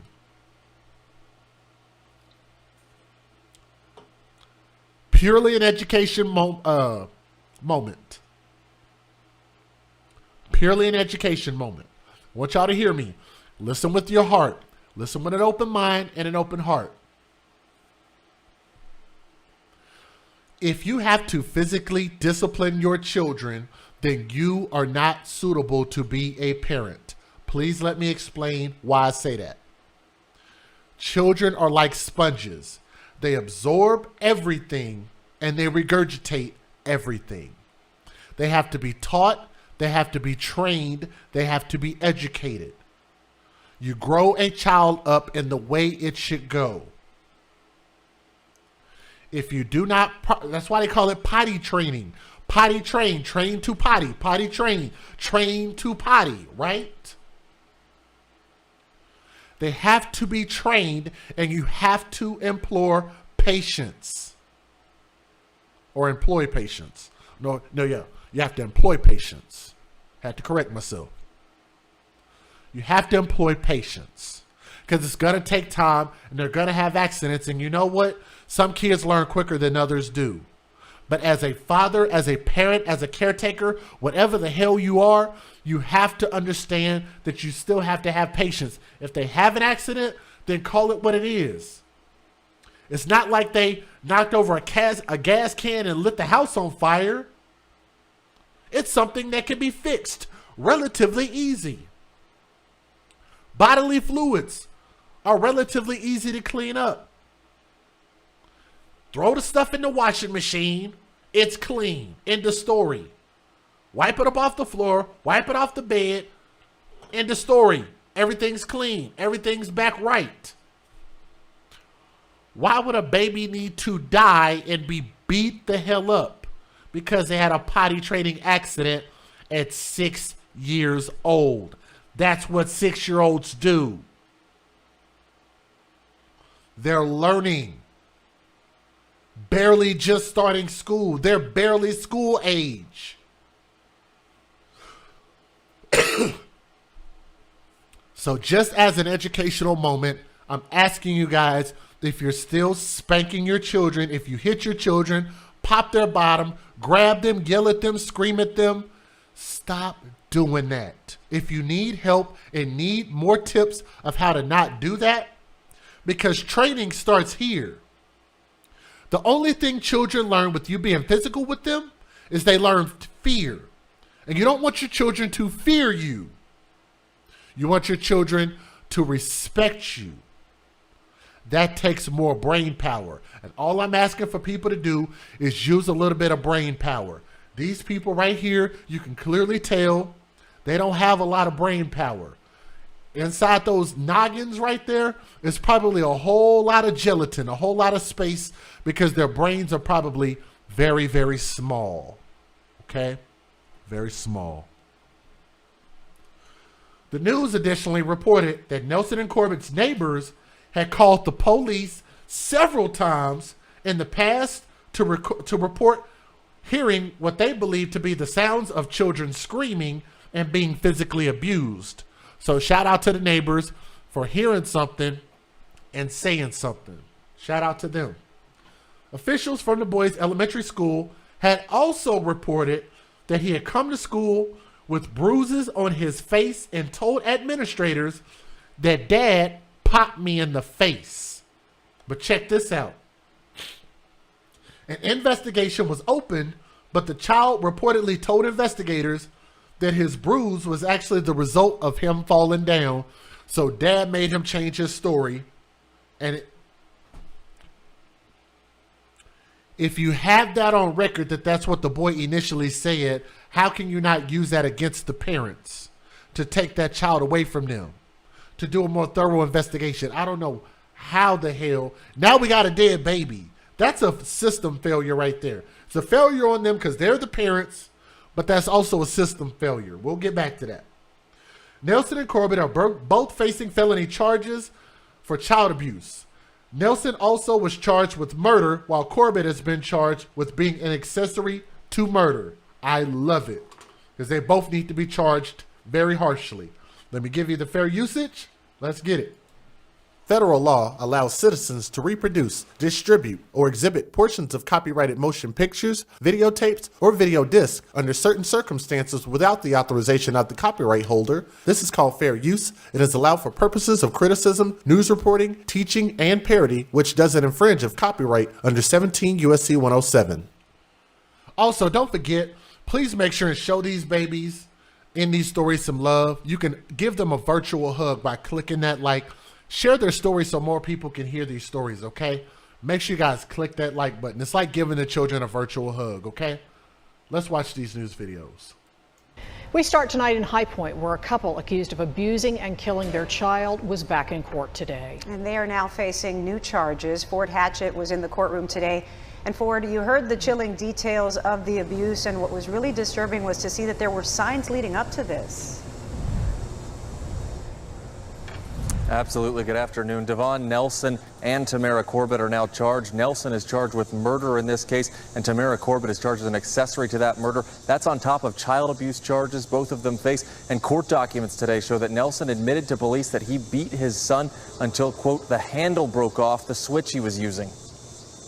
The prosecutor says Nelson abused his son Malachi in their apartment with help from Corbett, who was the boy's stepmother. Court documents say Nelson brought the child into the hospital Sunday, saying that his 6-year-old's injuries were the result of the child falling into a bathtub full of water. But the district attorney's office says Malachi was brought into the hospital dry and fully clothed. They say hospital employees recorded the boy's temperature at just over 82 degrees, meaning the boy had likely been dead for hours before Nelson brought him in. And perhaps the most upsetting news we heard in court today is that this abuse appeared to be known. Prosecutors say neighbors had called in and reported hearing what sounded like abuse and children screaming. And the now deceased 6-year-old school had reported bruising on the child's face and said the child told them, quote, "Dad popped me in the face," before later telling investigators the injury was a result of a fall.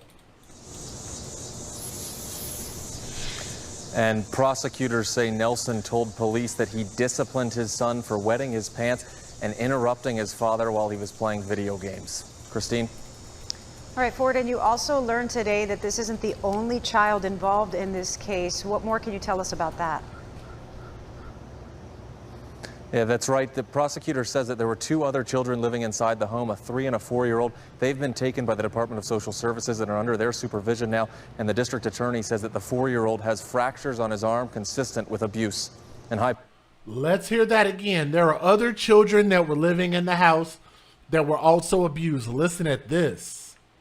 Living inside the home, a 3- and a 4-year-old. They've been taken by the Department of Social Services and are under their supervision now.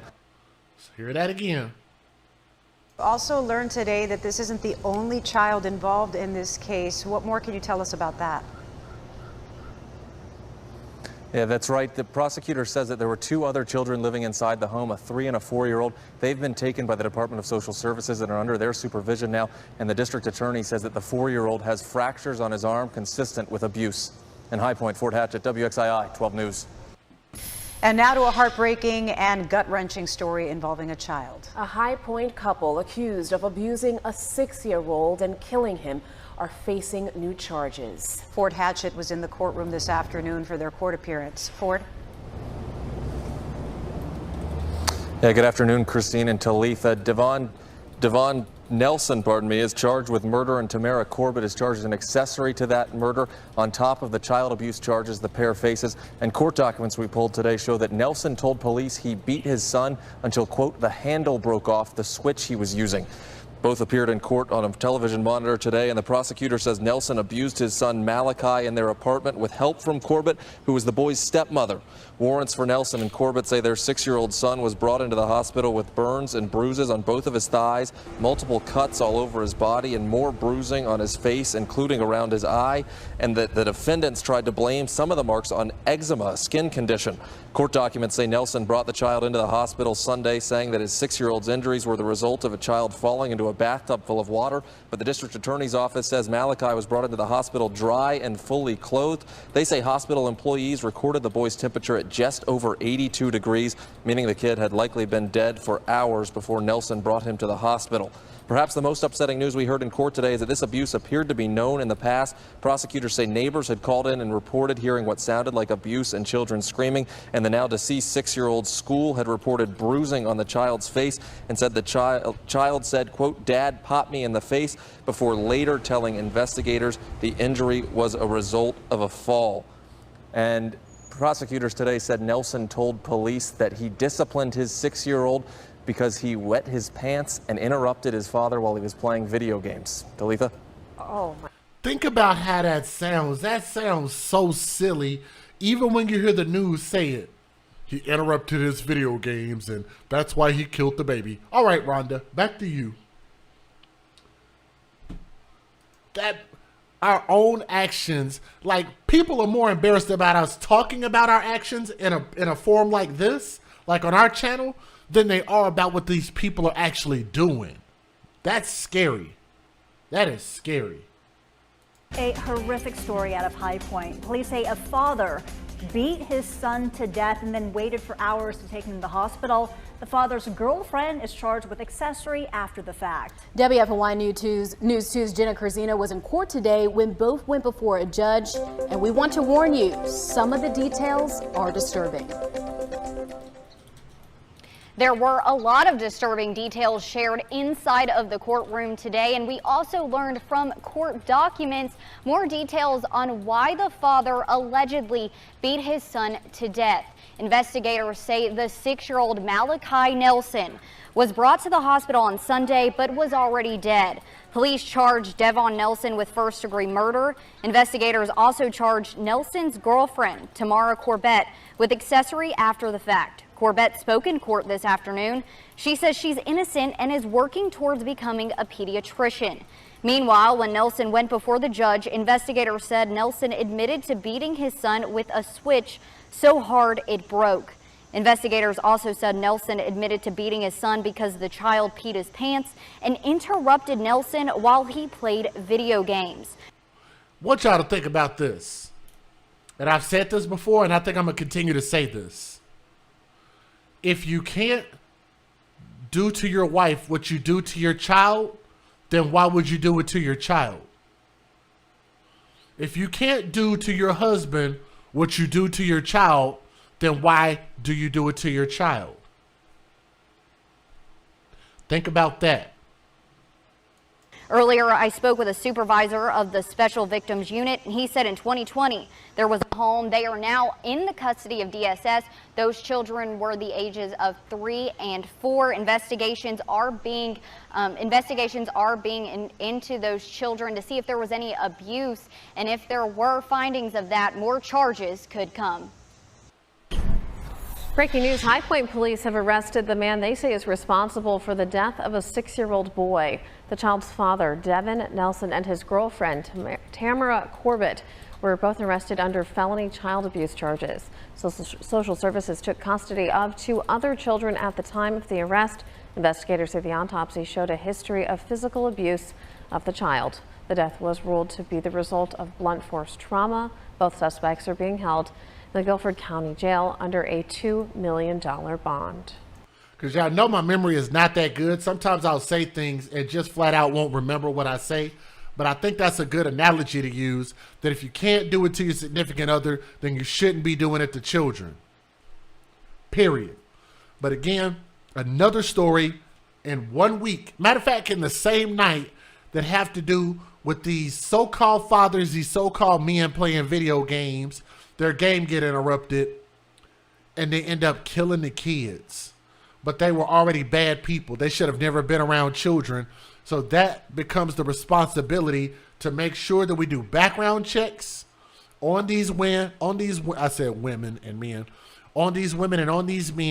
to make sure that we know who we're having children by and who we have our children around. Be more diligent. Do background checks. They should have never been allowed to have children, and nobody should have procreated with either one of them. Bad choices, bad people. Hope they both get life in prison. I'm DJ Just Jay, where we're going to take a stand for our children and advocate for them first. Don't get mad about my words. Get mad about their actions. Take your vitriol out on them. I know they will in jail. We'll see you guys on the next stream. Make sure you like, share, and subscribe to the AFC podcast. Guys, we're on story number 5. Are y'all ready? I know it's a lot to keep up with. And believe me, it took me hours to put all of this together. Story number 5. Y'all, some of y'all are going to hate me for this last story. I'm going to give y'all a hint what the last story is about if you couldn't tell from the thumbnail. I'm going to just give y'all a hint so y'all will know. The last story has to do with GoFundMe. Has to do with GoFundMe. So I'm going to just give y'all a forewarning on story number 6. It has to do with GoFundMe. And some of y'all are not going to like my opinions about that.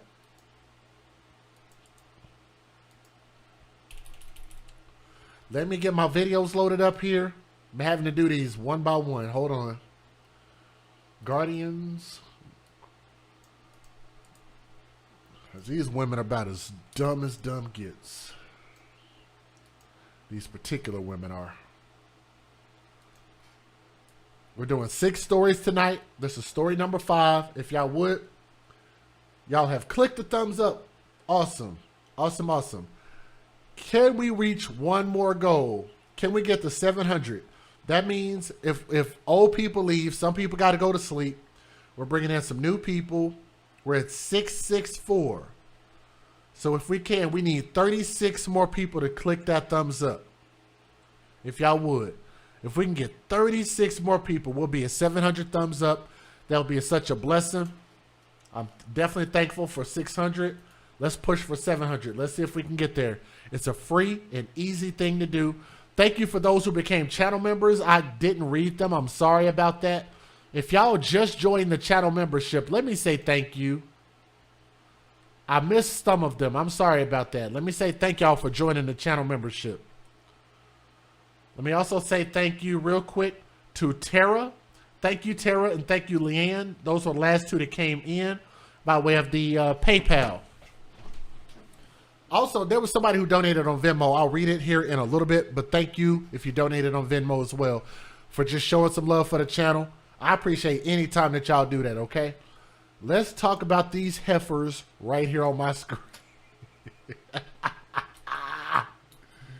Woo, y'all about to get mad at your boy today. Today. Yes, sir.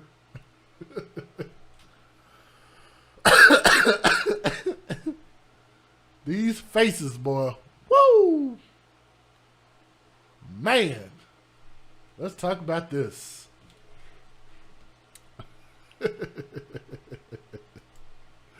Go send a screenshot? Yes. Yes. Let's see if I can get a dual picture. Let me get both of them up here. Hold on. Yeah, hold on just a second. Hold on. Trying to get a dual picture of both of them up here. Let me see if I can do it. Yes, there we go. Let's talk about this.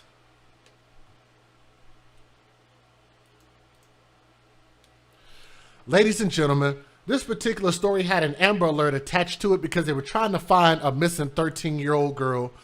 And unfortunately, it comes to a very, very tragic end because they ended up finding this baby girl. I call her baby girl because my daughter, she's 13, same age as this little girl. It's really heartbreaking, so this really, really touches home for me. But more than anything, let me show y'all the faces of the people who did this to this little girl.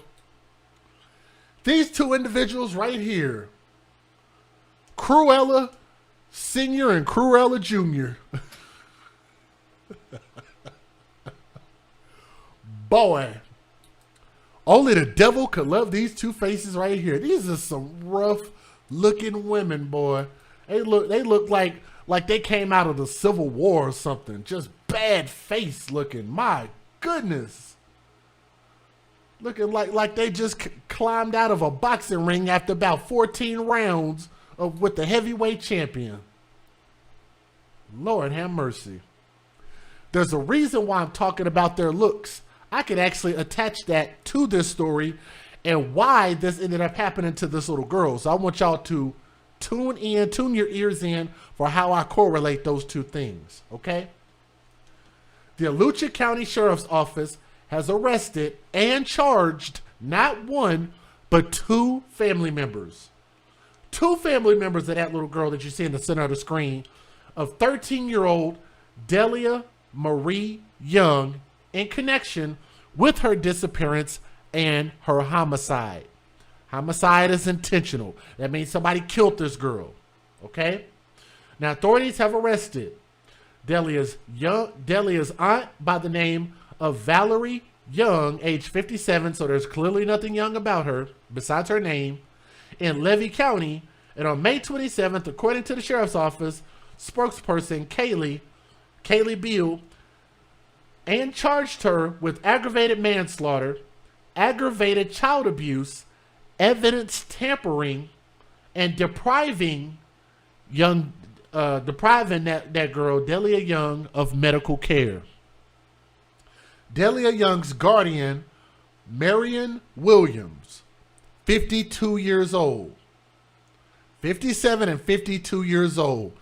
I wish somebody would try to tell me that these old dusty birds, oh, they're young. Maybe they didn't know no better. You shouldn't talk about the matriarch like that. You shouldn't talk about the black queens like that. I always find it funny when pro-blacks try to talk about casket ready. Y'all like that casket ready, huh? I want y'all to make sure if anybody ever says those words, casket ready, make sure to tell them y'all got that from DJ Just Jay. That was my stuff, casket ready.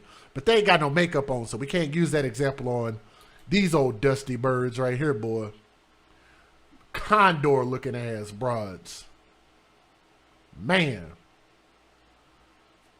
57 and 52 years old. The 52-year-old is charged with aggravated manslaughter of a child, neglect of a child with great bodily harm, obstruction, and destruction of evidence.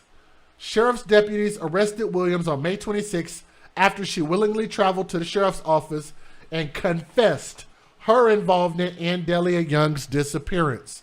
So that is on record. Hashtag not my words.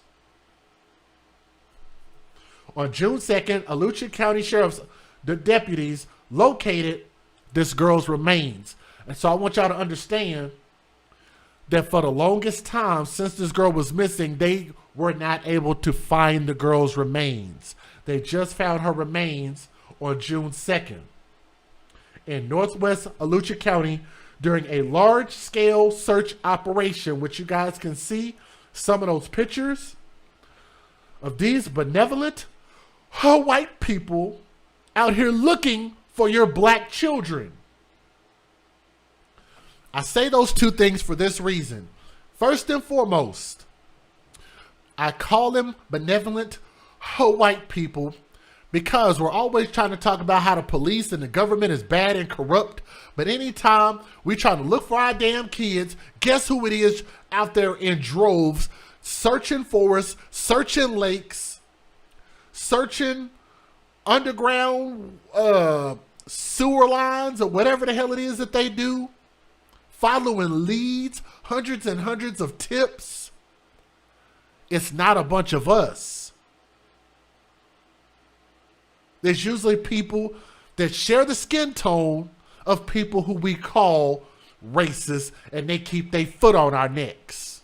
It's real funny how that works when we need their help. We want to use them and still talk crap about them. But we'll come back to that another time. For the second portion of that, I've said this, and I want y'all to remember this, especially those of you who are YouTubers. I want y'all to remember this. Remember that I said it first. Whenever these children go missing, whenever you have an Amber Alert come up, don't go too far out of your search. I'm going to say that again. Don't go too far out of your search. Think about all the children that have gone missing and they come out with these Amber Alerts. I think the most valuable place that you can look is usually right under your nose, like Toucan Sam, right under your nose. In this case, they were scouring that county, scouring that area, scouring the state, trying to find either this girl or this girl's body, her remains. And guess where she was? These old two dusty birds had this girl murdered and buried, and they knew exactly where they buried her.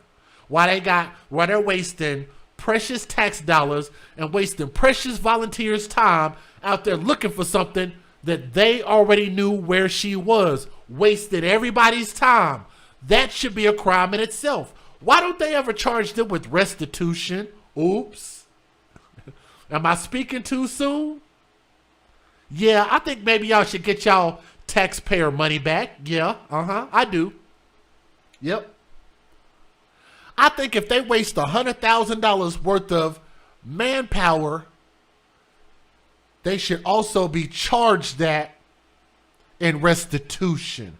They should have to pay back those tax dollars for all of that wasted time that those police officers, investigators, prosecutors go out there and spend and waste this time looking for kids where these creatures know where these children are. Okay? I want y'all to remember I said that first. According to Williams' arrest report, Valerie Young reported her niece missing on May 16th.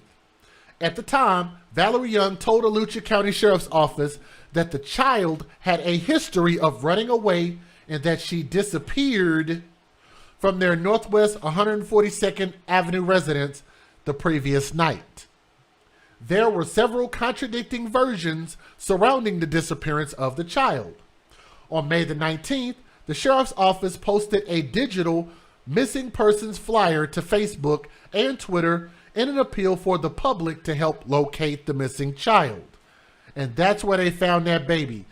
Look at those pictures. That is just heartbreaking. That is heartbreaking. That was that girl's final resting place on earth. And her physical being, her physical body. But this is us doing this to us. Yep, and thank you, Chandra, for calling it out. You said just like with Summer Wells. I want y'all to remember this. They are currently looking for Summer Wells, hopefully to find that baby alive. Remember I told you, and that was actually the story I was referring to, among many others, when I say that you shouldn't look any further than your nose. Sometimes the evidence that you need is right under your nose, right at home. You can go scour anywhere and everywhere, but I think that a lot of times that the evidence is right there in front of you. Bookmark that. We'll come back to it another time. Williams told detectives that she witnessed Valerie Young beating the child with an electrical cord. How many black folks out there can attest to a story just like that? I got beat with an electrical cord. I got beat with a belt. I got beat with a shoe. I got beat with a racing car track. Oh, that's so funny. I did too. I got beat like that too.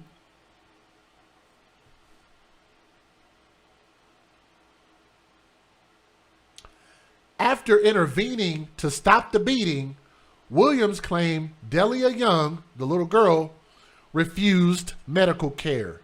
Sounds like bullcrap. Anyway, Williams stated that later in the evening, she observed the 13-year-old girl walking around the house in a manner consistent with her being injured, according to the arrest report. Williams said that the child went to her bedroom for the night and she last saw her on the floor using the computer in her room. The next morning, Williams told detectives she entered the 13-year-old girl's room and found her dead. The arrest report states Williams called Valerie Young to deliver the news, and the pair of them devised a plan to dispose of the girl's body, that baby. Williams told authorities that she and Valerie Young both believe the teenager's death resulted from the previous night's beating. According to detectives, Williams and Valerie Young utilized a tote bag to transport the 13-year-old girl's body to a secondary location owned by Williams off Northwest 47th Terrace in La Crosse. That is disgusting. Transporting this so-called missing girl's body. They're like, yeah, she's missing, while they're transporting her dead body. Don't y'all find that disgusting? Marion Williams says she later returned back to the residence, upset at the loss of her child, and sat in the room with the deceased child's body. That is disgusting. On the morning of May 18th, Williams told detectives she returned to the residence once again, only to find a pink tote bag outside and Delia's young body missing. At the time of her arrest, Williams claimed to have no knowledge of the whereabouts of the girl's remains. In addition to her official confession, the arrest report states that Williams also confessed aspects of the homicide to her mother. In that confession, Williams implicated herself in beating of the 13-year-old girl, reportedly telling her mother that they beat her unmercifully. The Allucci County Sheriff's Office say additional charges could be forthcoming. Let me give you guys the fair usage. Let's talk about these news videos. Let me say real quick, I said retardant. Why did I put those two things together? Retired and sergeant. Retired Sergeant Melinda is showing some love. And y'all see what she wrote in there? Let me show her some love and give her a moderator wrench. She said, praying for Summer Moon Utah Wells, Orrin and Orson West, and all of our missing children. I want y'all to remember, and thank you for calling it out. And I also want to say thank you for the people who said Xavier Harrelson. Thank you for pointing that one out too.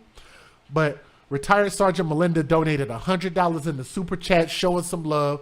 And I got to say, thank you for finding it in your heart and in your budget to show some love like that in the super chat. I appreciate that. But that's exactly what I'm talking about. In all of those cases, we believe, smart people believe, that the people that are calling for the search to happen could be responsible for the disappearance of those children in the first place. That's just what I believe. I just don't think you have to look too far. But thank you for your super chat. Really, really appreciate that. That's big time love. Let's get it in.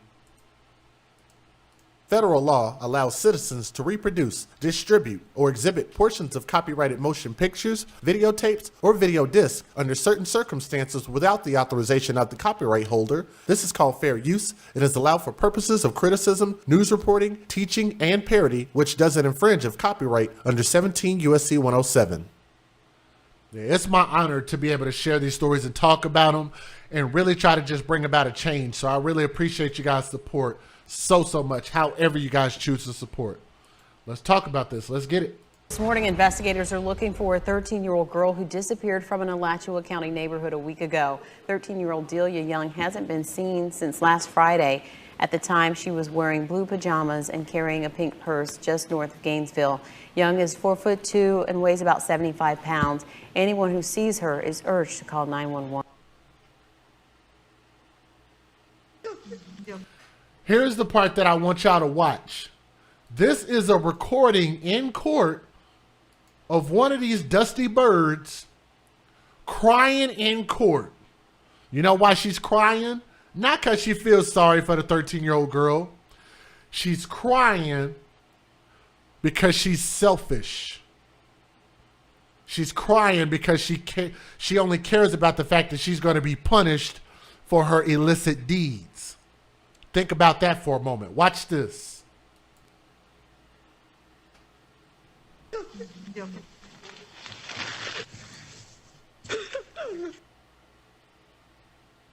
That was Marion Williams making her first court appearance.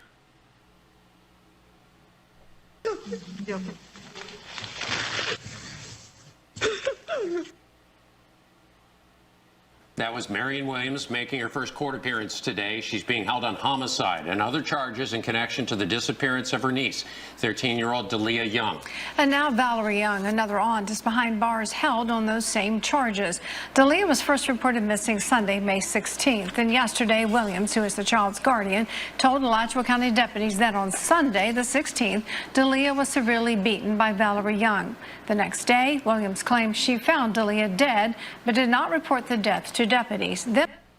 Do y'all want to hear my theory about why I believe that both of those women murdered this little girl? I have a theory. Remind me after these two videos and I'll tell y'all what my theory is. I think I know why they murdered her and why they were so mean to her. On May 19th, the sheriff's office issued a missing child alert. Then yesterday, Williams was scheduled to have an interview with TV20, but instead went to the sheriff's office to tell her story. She was then arrested. Today, Williams made first appearance in court, and Young was arrested. Relatives close to the 13-year-old want her remains found to help bring closure to this case, but those suspected in her death say they don't know of her whereabouts. And Marion Williams is revealing some information to Alachua County Sheriff's deputies, but there are some missing pieces. TV20's Dylan Lyons joins us now live in the studio. And Dylan, what do we know about the investigation so far? Well, both Williams and Young are facing identical charges of homicide, neglect with great bodily harm, obstruction, and tampering. Now, Williams is being held on a $900,000 bond. Young turned herself in today and is being held on a $2,650,000 bond until her first appearance tomorrow. Williams told TV20 deputies, that Young beat the 13-year-old with an electrical cord, and she noticed large marks on Delia. The report states Williams offered to take Delia to the hospital, but the little girl refused, and the step-grandmother of the young girl is just hoping the remains are found. Where is she? If anybody knows anything, please come out. Please let the authorities know that this young lady is missing, this baby is missing. You know, I don't know what's going on, but God keeps speaking to me, and he keeps telling me she's gone.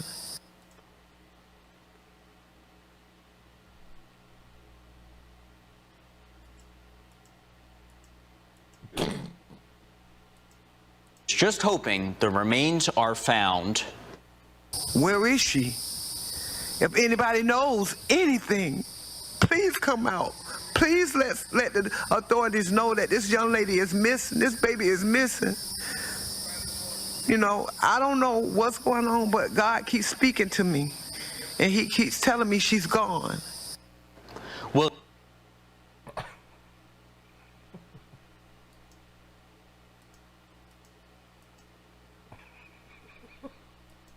where is she? If anybody knows anything, please come out. Please let the authorities know that this young lady is missing, this baby is missing. You know, I don't know what's going on, but God keeps speaking to me.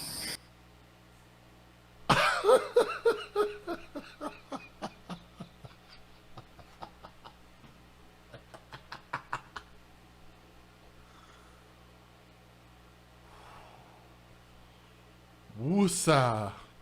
Woosa. God speaking to you? I don't know if that's God speaking to you or crack speaking to you. I don't know if that's God speaking to you or bedbug speaking to you. I'm sorry. Lord have mercy. I don't know what in the country bumpkins is going on.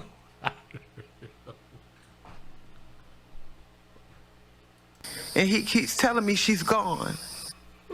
Williams told deputies that Delia's body was moved from one home to another in a pink tote-type bag. She says the tote was destroyed, but Williams explains she does not know. I'm sorry, relationship rehab. I'm sorry, y'all. I'm sorry.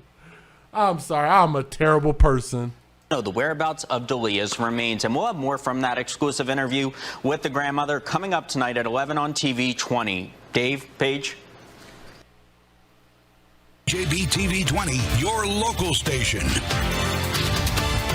Our top story tonight, an Alachua County grand jury has returned true bills indicting suspects in 3 separate murder cases. The grand jury determined there was enough evidence to charge the sisters accused of killing 13-year-old Delia Young. Marion Williams and Valerie Young are now both indicted on charges of first-degree murder, child neglect, giving a false report, and resisting arrest. Delia was reported missing in May. Her body was found later discarded in a field. Williams, her guardian, was arrested after confessing to police that Delia was dead and then accusing her sister Valerie of beating the girl. No bond was issued. All right, are you guys ready for my theory? For some of you who've been around my channel for 3 or 4 years, you are not going to be surprised by what I say. If this is your first time being on the channel, or if you haven't been here for very long, then you might be surprised about what I'm about to say. I have to credit what I'm about to say to a man who deserves more credit and respect than most of the world gives him. Tommy Sotomayor. Let me explain what I mean. Thank you. Miss June already knew what I was about to say. Miss June already knew what I was about to say. I want y'all to look at their faces. Matter of fact, do I have a side-by-side comparison? Yep, I do. I do. Want y'all to look at this and y'all tell me why these old dusty birds murdered that beautiful little 13-year-old girl.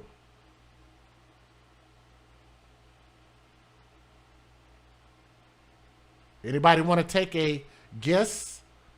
Anybody have a hypothesis, a hypothesis as to why these old, decrepit, busted women who no man on earth would want to be with would abuse this beautiful, young, budding, beautiful 13-year-old girl? Jealousy. Thank you. You got it. You got it. This is something that Tommy has been talking about for the longest time, and he made me realize this with an old ex-girlfriend of mine who me and this girl are still friends to this day. And I remember her telling me a story. This girl had to move out of her mom's house when we were like, what, freshmen in high school? We were freshmen in high school. She moved out and got her own place to live. And she was working a job, I think, at Long John Silver's, and shout out to her, because she could not live with her mom because it was such a high level of toxicity. Tommy has talked about this for years, and I've watched him talk about how these women will have a young woman in the house, which is why it's good to have a man in the house to help offset some of this jealousy, which you could tell both of these dusty birds don't have no man. What man would want somebody busted and disgusted like this? Don't get in your feelings. Understand, we're talking about the logic of this. She was beautiful. She was young. She was up and coming. She's the belle of the ball. Yes? And what are those two women? What belle of what ball are they? What men do you think are inboxing those women? What suitable candidates, what high value men do you think are trying to get with those 57 and 52-year-old women? Why they look like they almost pushing 70? Any of them? Look at their living conditions. How proud do you think they are of themselves and how they look and what they have to speak for their lives? When they have all of this potential sitting right there in the middle of them, of somebody who is going to outbloom them, outshine them, be way better than them, would cause both of them, all that estrogen in the room, to be jealous. I think that they murdered her purely out of jealousy. They beat her out of jealousy. They could have even have done it for something as base as her skin color. How many of y'all thought about that? How many times, and we can speak on this because we're black folk, dark-skinned people abusing light-skinned blacks. Happens all the time. High yellow, try to snatch your hair out, beat you up, make you feel like crap because they know you're actually really pretty and probably a lot prettier than them, and know that you're going to have a hell of a lot more opportunities at the Prince of the Ball than they ever probably had in their entire life. Jealousy, envy, and insecurity. Retired Sergeant Melinda said it perfectly. Jealousy, envy, and insecurity. And they put that into that baby and murdered her. How about that for a motive? How about that for a motive? Does it make sense? Does it follow a level of logic?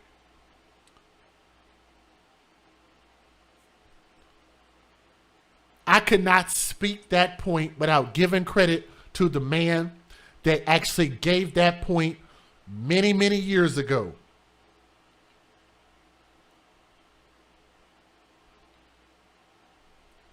And if you ask me, it seems to fit like a glove right here. That baby couldn't speak for herself. She could not defend herself against two women that are more than twice her size, 3 times her age, with a lot of hate and rage in their heart.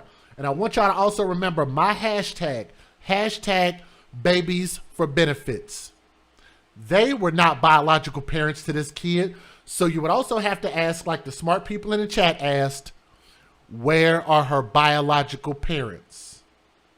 This girl should have never even been in this situation because the biological mother and biological father should have been there to raise this child in a nuclear family under one household. And they did not do that for whatever reason. We don't know what that story is, but their story and their failure is what caused this girl to end up being in these people's possession in the first place. We have to trace this back to the root cause. We're having children for all the wrong reasons, and for that, this girl suffered for absolutely no reason. She was 13 years old. She was almost big enough, strong enough, and old enough to be able to defend herself and get out there in the world and work for herself and make a living for herself. So close. And she just wasn't able to survive the last attack by these evil, evil women. And they both deserve life in prison plus some. But there's a special place in hell for both of these two idiots. And it's funny how they say that we should fear the government, we should fear the police, but it's always somebody that looks just like us, that shares our DNA, our skin tone, that ends up doing some of the most destructive, embarrassing, horrible things to us. This baby girl, same age as my daughter, deserved to grow up and become something great, and that was her final resting place. Look at that. You mean to tell me she didn't deserve anything better than that? That's the place where they found her.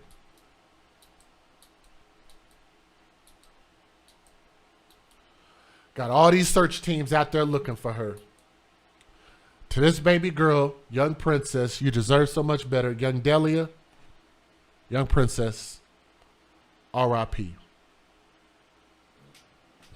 DJ Just Jay, we're going to continue to keep speaking for what's right, man. We're going to stand on principle. From my heart to yours, thank you guys so much for listening. We'll see you guys on the next story, okay? Thank you. We got 647 people still here. That's really dope. Can y'all guys do one more story with me? I know it's really, really late. I know some of y'all got to go to work. They deserve life in hell. Thank you, Pink Table Talk TV. Thank you. Can you guys stay with me for one more story? Do y'all have time for one more story. This is our 6th story of the night. Can some of our channel members and moderators type that in the chat? Story number 6. Thank you a little bit. Thank you. Story number 6. This is the story about the GoFundMe baby. I know whoever this boy's family members are going to be extremely pissed off about what I'm about to say about this story. And maybe some of y'all will too. Shout out Ruth Hutch. Thank you for joining the channel membership. Look at that. That's really cool. Thank you.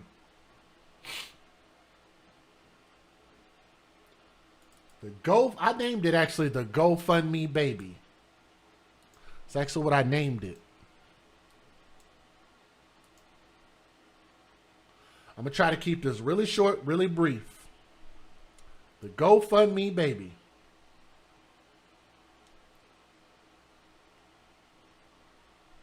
Y'all look at that picture. That's a picture that we're going to talk a lot about that picture. What do y'all see when y'all look at that picture? We got 730 thumbs up. Can we get to 800? Some people have already went to bed. We got some new people here. If y'all haven't clicked that thumbs up, try to click that thumbs up. Let's see if we can get to 800. We only need... I can't do math very well. 68 more people. We only need 68 more people. Oh, I need to take that picture out of there. Hold on.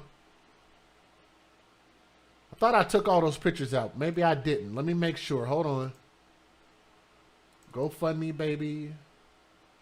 Oh, yeah. I put the wrong screenshots in there. It was 2 incorrect screenshots. I was wondering why that girl in court, her picture was showing back up. There we go. Let me take you back to that picture real quick. Right there. Look at that picture. What does that mean? Let me fluff my pillow back up. Gotta fluff my pillow back up. Y'all don't laugh at me. My butt hurts. Story number 6. What do they call that? What do they call this? What do they say when they do that?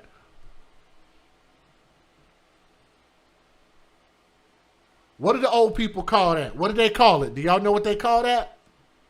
Somebody say it in the chat. What do they call it? What is the phrase that they say when they do that sign?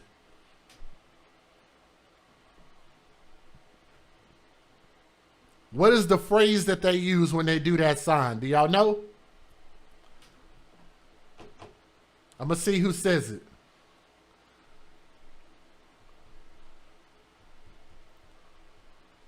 I'm going to see who says it. Nayla got it. Leandra got it. Nayla and Leandra got it.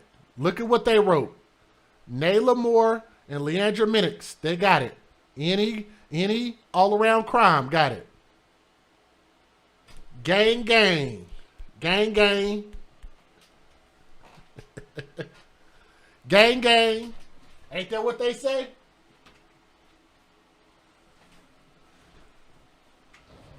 Gang, gang. Gang, gang. Gang, gang. Ain't that what they say? How do y'all think this baby boy died? And they had a nerve to put up a goddamn GoFundMe.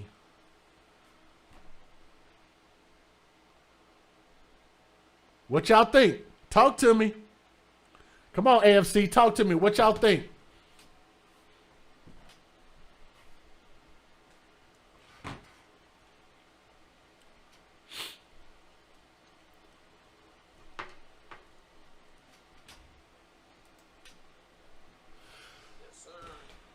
Ladies and gentlemen, I'd like to thank you guys so much for listening to these stories. And I want to warn you guys, I'm going to say some things that are not going to sit well with your sensibilities with this story. I am going to try to be sensitive, but I have to be honest because I believe that education is the only way that we can start to get better and being honest. We got to start having more of an honest conversation and calling out what's actually going wrong with us. As far as my people, if you even want to call it that. It seems that we are our own worst enemy, and I want that behavior to stop because it is robbing us of our own freedom. We're holding ourselves back, and it's hurting our children. Number one, it's hurting our children, okay? There's a man and a woman from Cheektowaga, and they were arraigned Thursday morning on a series of gun and drug-related charges as part of an ongoing shooting spree at the Ferry Grider apartment complex late Monday night that left 4 people wounded.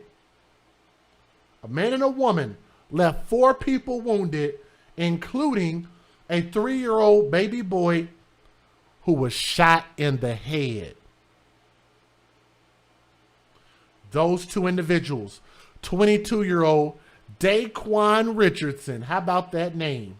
And 25-year-old Jonay Robinson. I wasn't even sure if that was a man or a woman, but they're saying it's a man and a woman, I guess. But I don't have their name, their pictures, but you can look it up. It is, let me see if this is an L or an I. Hold on, let me see what this is. Hold on, y'all. Hold on just a second. I guess that looks like an I. Yeah, that looks like an I. So it's Daquan I. Richardson, 22 years old. It's either an L or an I, but I think it's an I.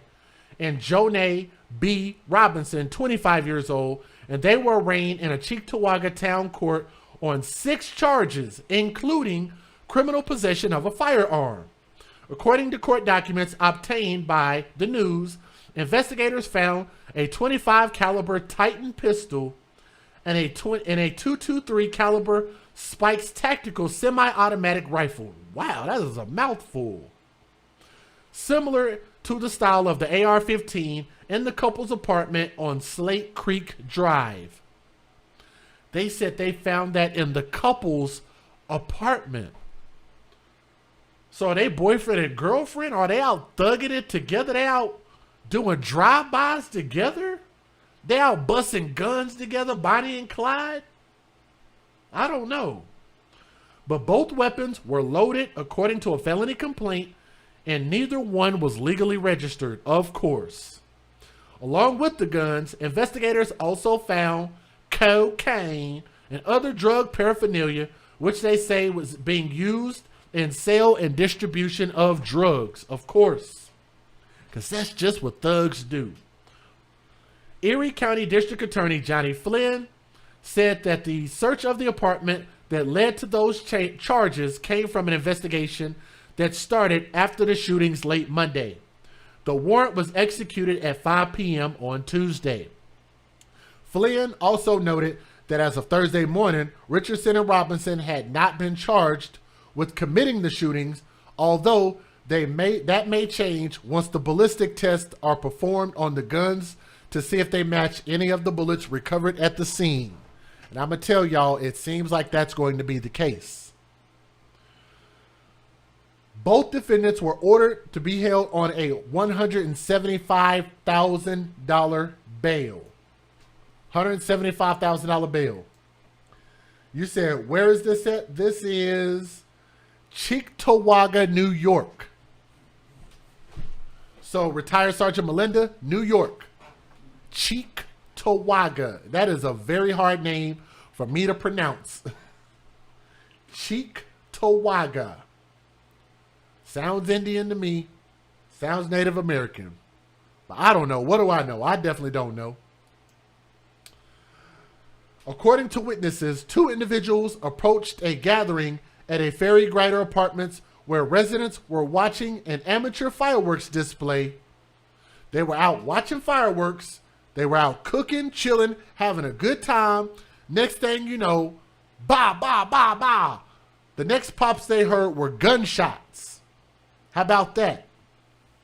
And police said that 38 gunshots were fired.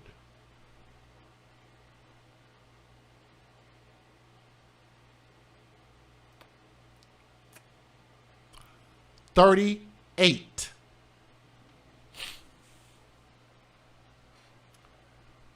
Can y'all type that in the chat? Can y'all type the numbers 38 in the chat?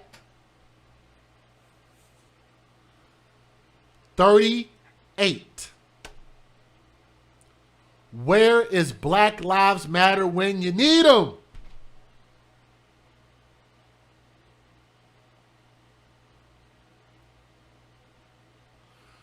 Why do we even use terminology like Black Lives Matter? Why?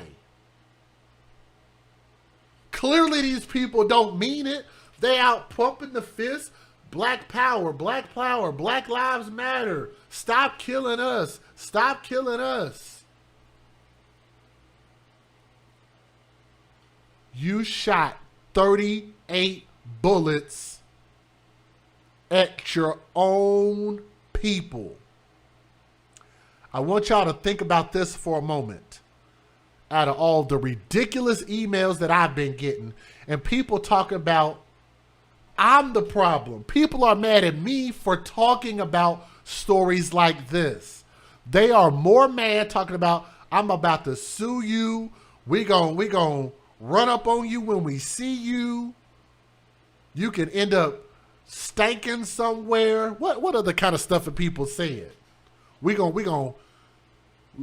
can get touched.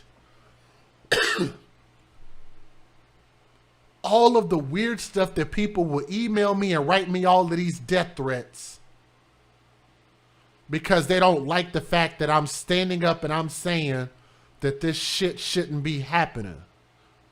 If Black lives really matter, then why don't they matter to Black lives? Why aren't people outraged about this? Why isn't there national outcry for 38 shots? I guess we could just forget about all the violence that's going on in Chicago. Because I know Relationship Rehab just did a story. Y'all make sure y'all got to check out his channel also. Because he just did a story recently on his channel about the ongoing bullcrap going on in Chicago. The words Black Lives Matter don't even make sense when you have stuff like this happening. 38 shots were fired. A woman who identified herself as a relative of the 3-year-old baby identified him as Shaquille Walker Jr. Or Shaquille, excuse me, it's Shaquille, my apologies. It's not Shaquille, it's Shaquille Walker Jr. and said that he was riding his bicycle near where his family was having a late night cookout and enjoying fireworks when the gunfire erupted. Let me give you guys the fair usage. Let me show y'all the news videos. And then we're going to get back to this ridiculous GoFundMe. Let's get it. Federal law allows citizens to reproduce, distribute, or exhibit portions of copyrighted motion pictures, videotapes, or video discs under certain circumstances without the authorization of the copyright holder. This is called fair use. It is allowed for purposes of criticism, news reporting, teaching, and parody, which doesn't infringe of copyright under 17 U.S.C. 107.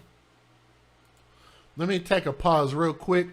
Chandra or Chandra Thomas, you're talking about what's his channel, what's whose channel? I would hope that y'all not talking about anybody's channel outside of people in my chat or myself. Oh, you said, oh, I'm sorry. I know who you're talking about. My bad. Relationship Rehab. It's the Relationship Rehab. I hope that's who you were talking about. Sorry, that's my fault. My bad. I just thought about it. My brain ain't that fast. If you're talking about Relationship Rehab, it's the Relationship Rehab. If you type that in, Brian's channel will come up if that's the channel you're looking for. Absolutely. That's my brother. I had to think about that for a minute. I was like, damn, I must be tripping. Anyway, all right, here we go. News videos. Let's get it. Now, prosecutors are still holding back exactly how they think these people are connected, as we hear tonight from 2 on Your Side's Dave McKinley. It turns out that less than 24 hours after witnesses say 2 people opened fire on a crowd gathered to watch fireworks at the Ferry Grider Apartments late Monday night, wounding 4, including a 3-year-old boy shot in the head, that police armed themselves with a search warrant, were at an apartment at 85 Slate Creek Drive in Cheektowaga. The shooting incident on July 5th, where the 3-year-old child was shot, that was the genesis or the foundation of the search warrant. Inside the apartment, they allege they found cocaine, scales, and other materials associated with the sale of same, a pistol, and a semi-automatic rifle, neither of which was registered, making them illegal. Trap house. Trap house. The occupants, 22-year-old Daquan Richardson and 25-year-old Janae Robinson, were charged on drug and weapons counts. They were arraigned this morning before Cheektowaga Town Judge David Stevens, who set bail for each of them at $175,000. As of right now, neither is charged with the shootings, but that could change if ballistics tests on the guns match them to any of the 38 rounds that were fired at that scene on Monday. And as David said, once we ascertain more evidence that can hopefully lead us to additional charges, I will do that. But I'm not gonna make additional charges until I have enough evidence, obviously. Coming up at 6, why prosecutors may be in a bit of a race with time on that. Dave McKinley, Channel 2 News. The people that did this, you guys took a beautiful soul from us. The colorful-haired woman is the mother. This is the biological mother. This video, an interview, a short interview of the biological mother with the blue hair. With the fireworks hair. People that did this, you guys took a beautiful soul from us. Fighting back tears, the mother of a 3-year-old boy killed by gun violence is speaking out. Good evening, Danetta. Killed by thug violence, not gun violence. Killed by gun violence, it's guns. Guns are doing so many bad things. Y'all need to start calling the media out and telling them to stop calling it gun violence. It's thugs with guns. Thug violence. Jennifer sharing a powerful message today to whoever took the life of her son. Call it what it is. It's thug violence. Certainly was an emotional gathering today. 3-year-old Shaquille Walker Jr. was shot and killed while watching fireworks on Donovan Drive a little more than a week ago. An emotional mother. I would never be able to get to hear him say, because one thing about it, that was his favorite line, his favorite saying. I want y'all to notice the AirPods in the ears and the blue and white hair. I'm going to bring that back up here in a moment. Just take notice of that. We'll come back to it because I'm about to talk about that GoFundMe here in a moment. An emotional mother. I would never be able to get to hear him say, because one thing about it, that was his favorite line, his favorite saying. Y'all really ruined my life. Bravely stepping in front of the cameras to talk about her son, 3-year-old Shaquille Walker Jr. Yes, I do have another son to live for, which I could never get a Shaquille Darnell Walker Jr. back.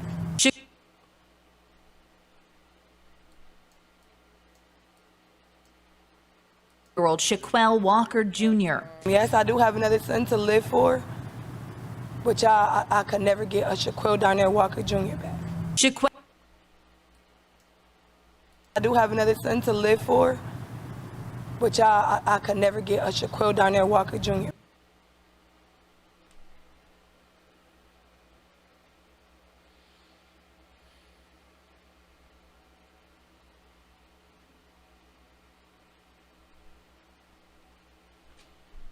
What is the common theme of so many of my stories? What's the common theme? Y'all ready?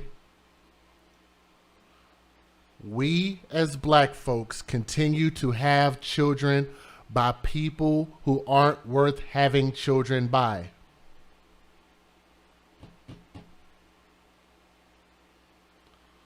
She had 2 kids, no ring on the finger, No father in sight.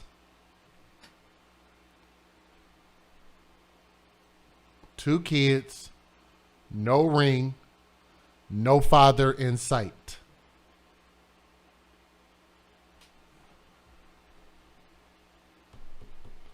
But we're not making the correlation. Shaquel, or Quell, as his family called him, was shot while watching fireworks with his family on Donovan Drive July 5th. He died at the hospital 3 days later. Y'all also took him from his brother.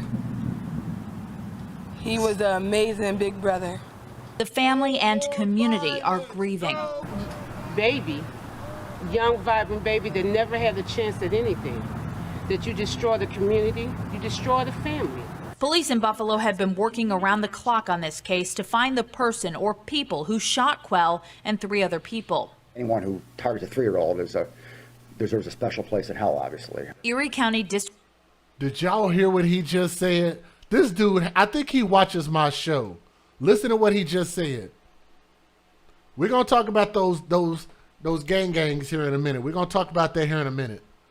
Listen to what this dude just said. Listen to what he just said. Or people who shot Quell and 3 other people. Anyone who targets a 3-year-old deserves a special place in hell, obviously. Erie. Does that not sound like he's using my words? I need to turn this up and make sure y'all can hear this. What'd he say? People. Anyone who targets a 3-year-old deserves a special place in hell, obviously. Erie County District. Could y'all hear him? Let's listen one more time. Or people who shot Quell and 3 other people. Anyone who targets a 3-year-old deserves a special place in hell, obviously. There's a special place in hell, obviously. Is that really obvious? Or is it obvious that they've heard me say that and now they're starting to use that terminology? Because I always use that in reference to these children who are murdered by these bastards. He could have just said, just like DJ Just Jay says, or the AFC says, there's a special place in hell. Been saying that for 3 years, but it's okay, Mr. Flynn. Go ahead and continue to use my words and don't give me credit. But shout out to Stockton, California. They actually showed my show on TV, on the news. They gave me my credit. Stockton, California gave me my credit, but Johnny Flynn is not giving me my credit. Erie County District Attorney John Flynn says he has persons of interest in the Donovan Drive shooting. Last week, 22-year-old Daquan Richardson and 25-year-old Janae Robinson were arraigned on separate gun and drug charges that Flynn says relate to the shooting. According to police, bullet casings recovered from Richardson and Robinson's apartment in Cheektowaga match the casings found at the scene. Flynn stopping short of saying they pulled the trigger. So you have actually placed those individuals at the scene? I've placed persons of interest in the car. In the car at the scene? At the scene, yes. Yes. Yeah. Yeah. I believe, yes. I believe that the shooter or shooter. I thought that was a little weird. Did y'all notice this? Watch this when she asked him a question. Actually placed those individuals at the scene? I've placed persons of interest in the car. In the car at the scene? At the scene, yes. Now, y'all know I laugh at people when they do these interviews and they act weird. Y'all didn't think that was kind of like a weird moment for him to laugh? Like, sometimes I can understand if there was something funny. I don't get what was comical about what was going on here. Watch this again. I just thought it was a little weird. Actually placed those individuals at the scene? I've placed persons of interest. Right here, watch this. In the car. In the car at the scene? At the scene, yes. I think he thought that they were going to edit that out, and they didn't. I honestly think they thought they were going to do their editing techniques and edit that out. Actually placed those individuals at the scene? I've placed persons of interest in the car. In the car at the scene? I placed persons of interest. Yes. Yes. Yeah. Yeah. I believe, yes. I believe that the shooter or shooters, shooter or shooters? Is he serious? Am I just tripping? Shooter or shooters? What is a shooter? In the car at the scene? At the scene, yes. yes. Yeah. Yeah. I believe, yes. I believe that the shooter or shooters pulled up in a vehicle, got out of the vehicle, shot, and then got back in the vehicle and left. The people that did this, you guys took a beautiful soul from us. Oh, we are so sorry for Quell's family. Next video. The Erie County District Attorney now says 2 people have been arraigned on separate charges following the investigation into this shooting. 7 Eyewitness News reporter Hannah Bueller picks up that part of the story tonight. We need all the help we can and as many people as possible to come forward. Erie County District Attorney John Flynn says 2 people with possible connections to the July 5th Donovan Drive shooting, which killed 3-year-old Shaquille Walker, are now behind bars. Bail's the same on both, $175,000 bail. We had asked for remand, that I want them locked up and no bail set. We asked the judge for remand, but the judge put bail on them both. 22-year-old Daquan Richardson and 25-year-old Janae Robinson of Cheektowaga were both arraigned in Cheektowaga Town Court on illegal gun and drug charges Thursday. While Flynn says he cannot comment on specifics of this case, he says the investigation into the Donovan shooting led investigators to a home on Slate Creek Drive in Cheektowaga off French Road, where a search warrant was executed. I'll just, I'll tell you that it was over 35 and less than 40 rounds that were fired at the scene. And obviously a 3-year-old child was struck in the head. He apparently was driving a bicycle. He was on a little bike when it happened. Flynn says one of the guns. Driving a bicycle. Riding a bicycle. Driving a bicycle. I don't know. He could just be an oddball. I don't know, but y'all voted for him. I don't know. Y'all know him better than I do. Recovered from the apartment was an illegal assault rifle. He says another, an illegal handgun. Investigators say they found other drugs and drug packaging supplies inside the apartment. The shooting incident on July 5th, where the 3-year-old child was shot, that was the genesis or the foundation of the search warrant. Erie County's top prosecutor says there is still a lot more to this case, and there's certain aspects that need to be kept out of the public. He won't say if the guns recovered were used in the shooting. What he will say, more people need to come forward for the sake of this young child and the community.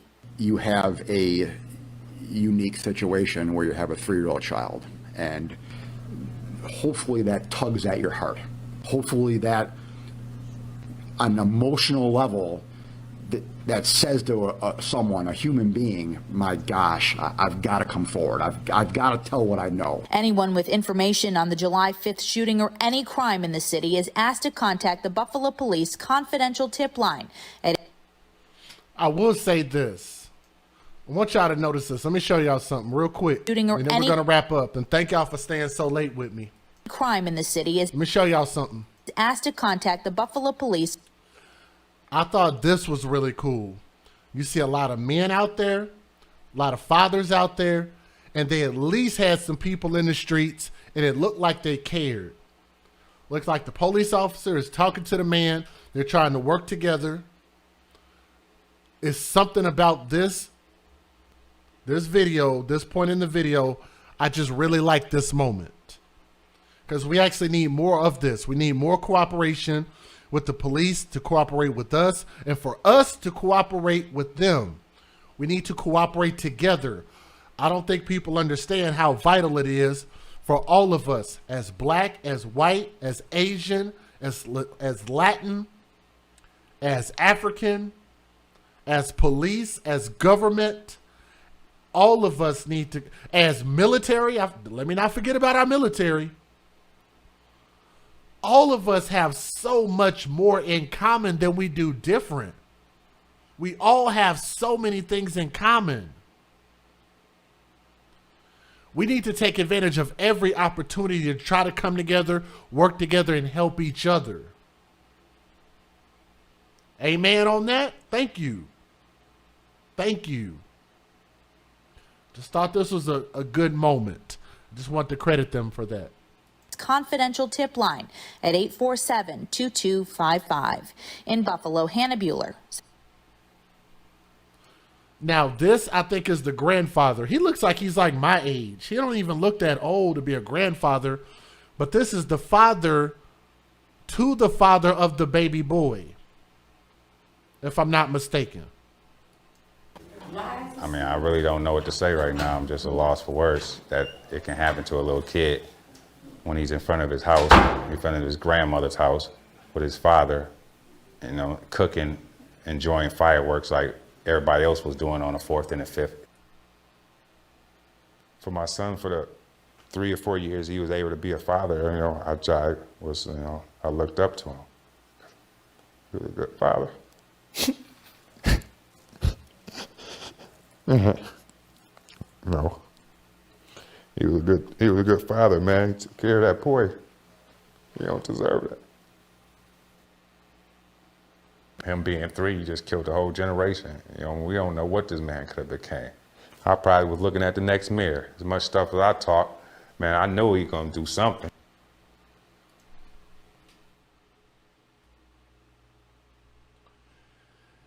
Believe it or not, I actually understand what he was saying.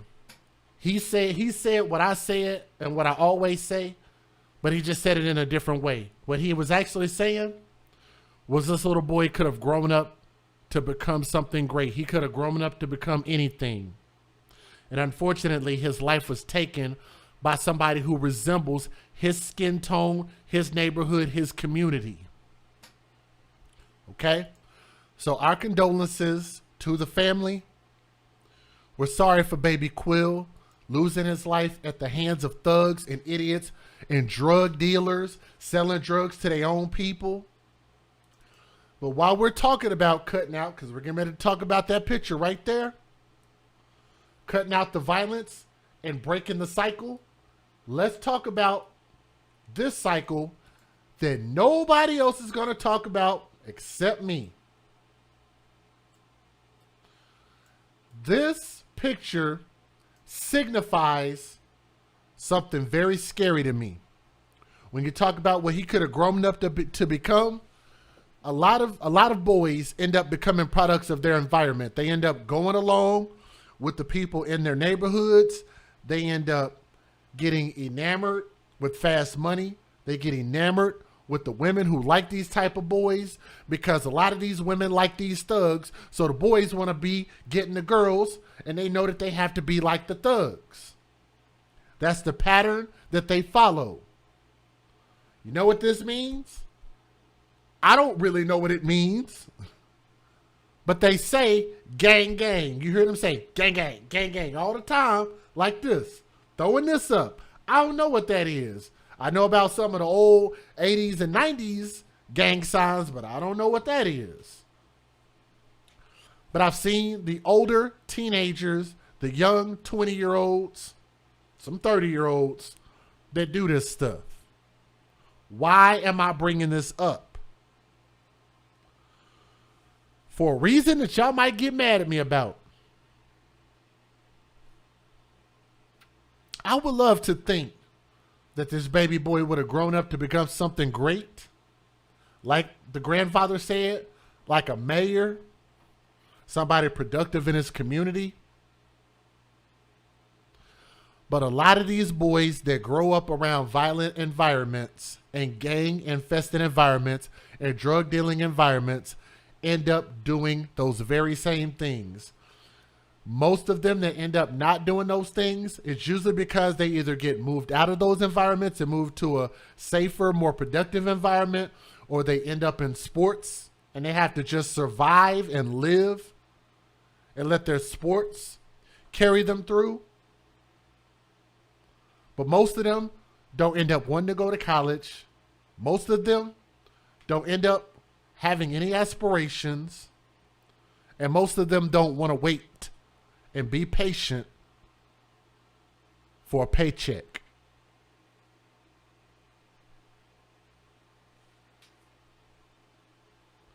You can interpret what I just said however you want to, but I think I've said enough showing that picture. Let me show you, when I talk about fast money, something I've been harping on 3 years now. Can y'all see this picture? Can y'all see how much money they're asking for in his GoFundMe? If you can't see that number, I'm going to see if I can highlight it for you. Let me break out my trusty whole whiteboard real quick.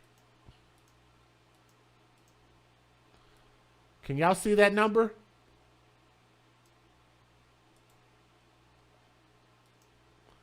How much are they asking in GoFundMe money? They're asking money from people, and they're getting funded from people that don't look anything like them.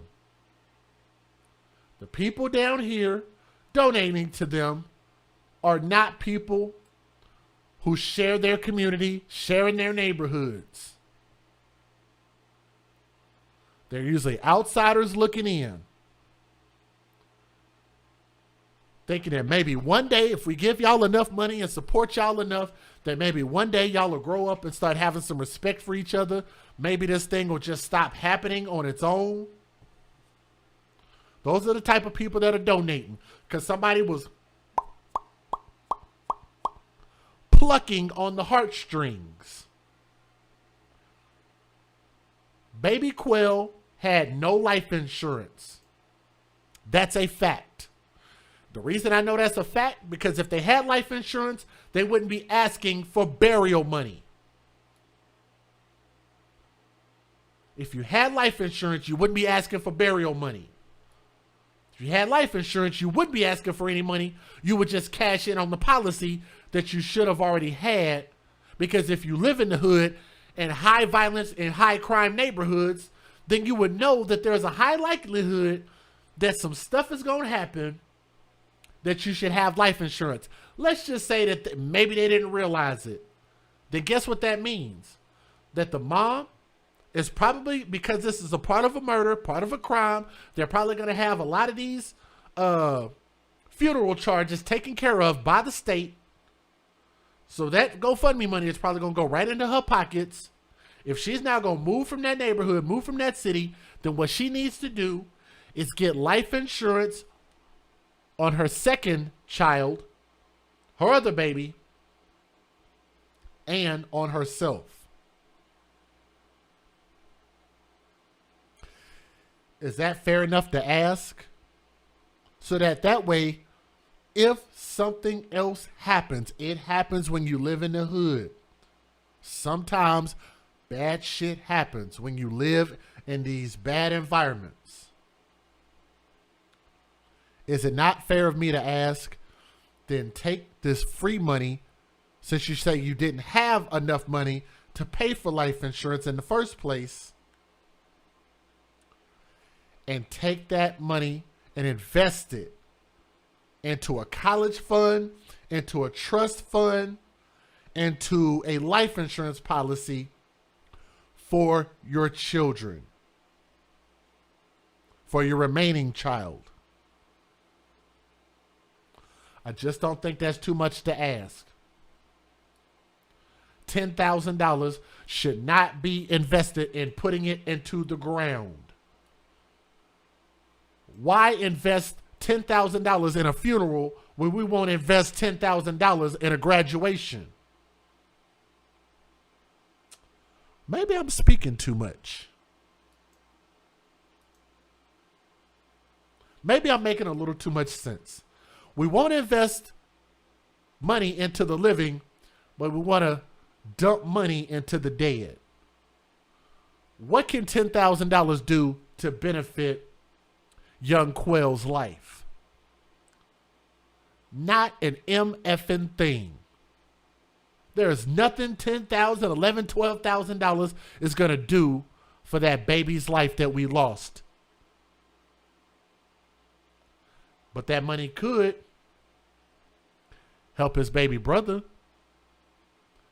maybe move out of that area, secure a job elsewhere, get to a safe environment, do a little Google searching, a little research to find an area, a city, a state, somewhere that isn't crime-ridden, that isn't drug-infested. You know you could actually do that when you look at houses and apartments. It will tell you what the crime rate is in that area. At least it does on Trulia. Look, do some research. Look it up. But I refuse to continue to look at these stories happen and not call out what I see as obvious issues. To have these elaborate funerals to say, you know what, my baby deserved a really awesome funeral. No, he doesn't. No, he doesn't. He don't deserve a beautiful funeral. He deserved a beautiful life.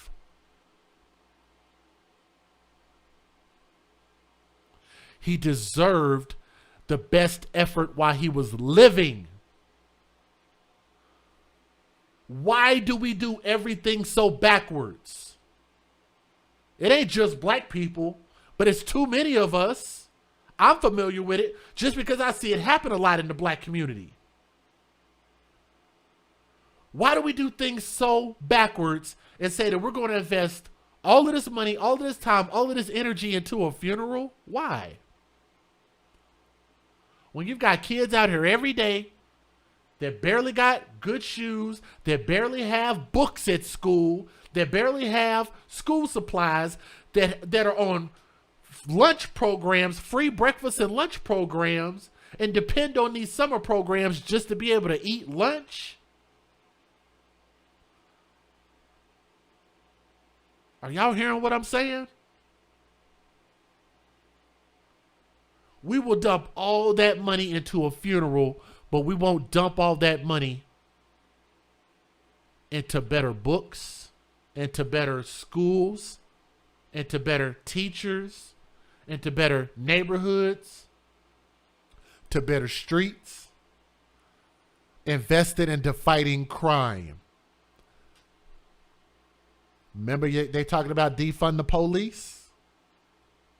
You're talking about taking money away from a system and a group of people who could actually apprehend thugs, apprehend criminals, apprehend gangbangers who are out shooting your kids. You're going to defund them? And I say, don't defund the police. Defund thugs. That comes from one of our AFC members. Don't defund police. Defund thugs. That's really where we can make a difference. We can't save baby Quell's life, but we can save his brother's life. We can save his family's life. We can save many more babies' lives, and maybe they can grow up and become something great. I want to thank you guys so much for listening with an open mind and an open heart, and I hope it means something, and I hope my words don't go in vain. I really love all of you guys, and thank y'all so much for listening. Y'all have a great day, and please, don't get mad at the message. Please just get the message. From my heart to yours, I love you all. Thank you. Like, share, and subscribe to the channel. Baby Quell, R.I.P.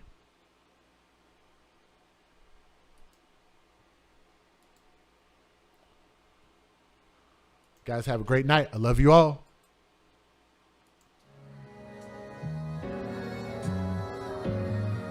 Nor's Authentic Designer has some of the most glamorous and stylish handbags your girl has ever seen. So ladies, if you want to get fly, and fellas, if you want to take care of your lady, please be sure to go to www.nors915.com.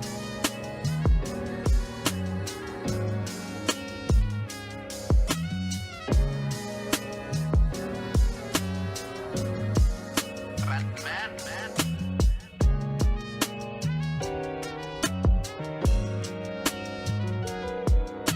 www.norris915.com. That's right, www.norris915.com. Hello, listeners. Come mask up with Keyline Designs, where you reap what we sow. We offer essential handcrafted face masks made with 100% cotton, equipped with a built-in filter and a slot for refillable filters.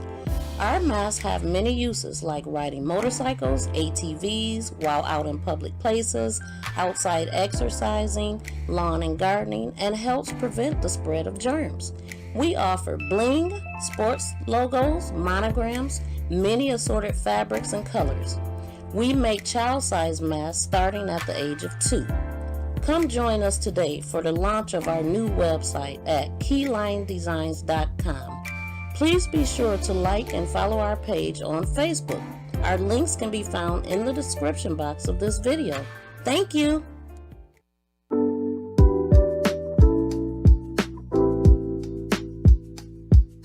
Check out this wonderful organization that I'm proud to be a part of. It's called Bags for Kids, BAGS4KIDS.org. And check out their website. They really help a lot of kids in foster care, giving them a permanent piece of luggage and also a lot of items that they might need so that they feel that they belong, which they do. So go to the website, bags4kids.org. So go for it. It's a great place and they're doing great work.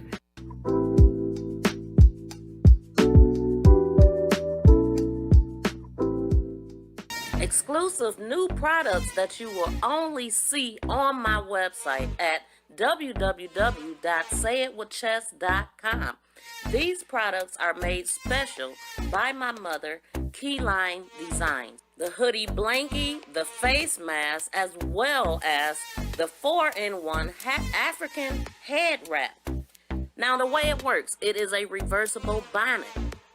It has a headband that you can wear alone. It has a matching face mask as well. Please be sure to go over to our website and check out these nice new products that you will not find anywhere else.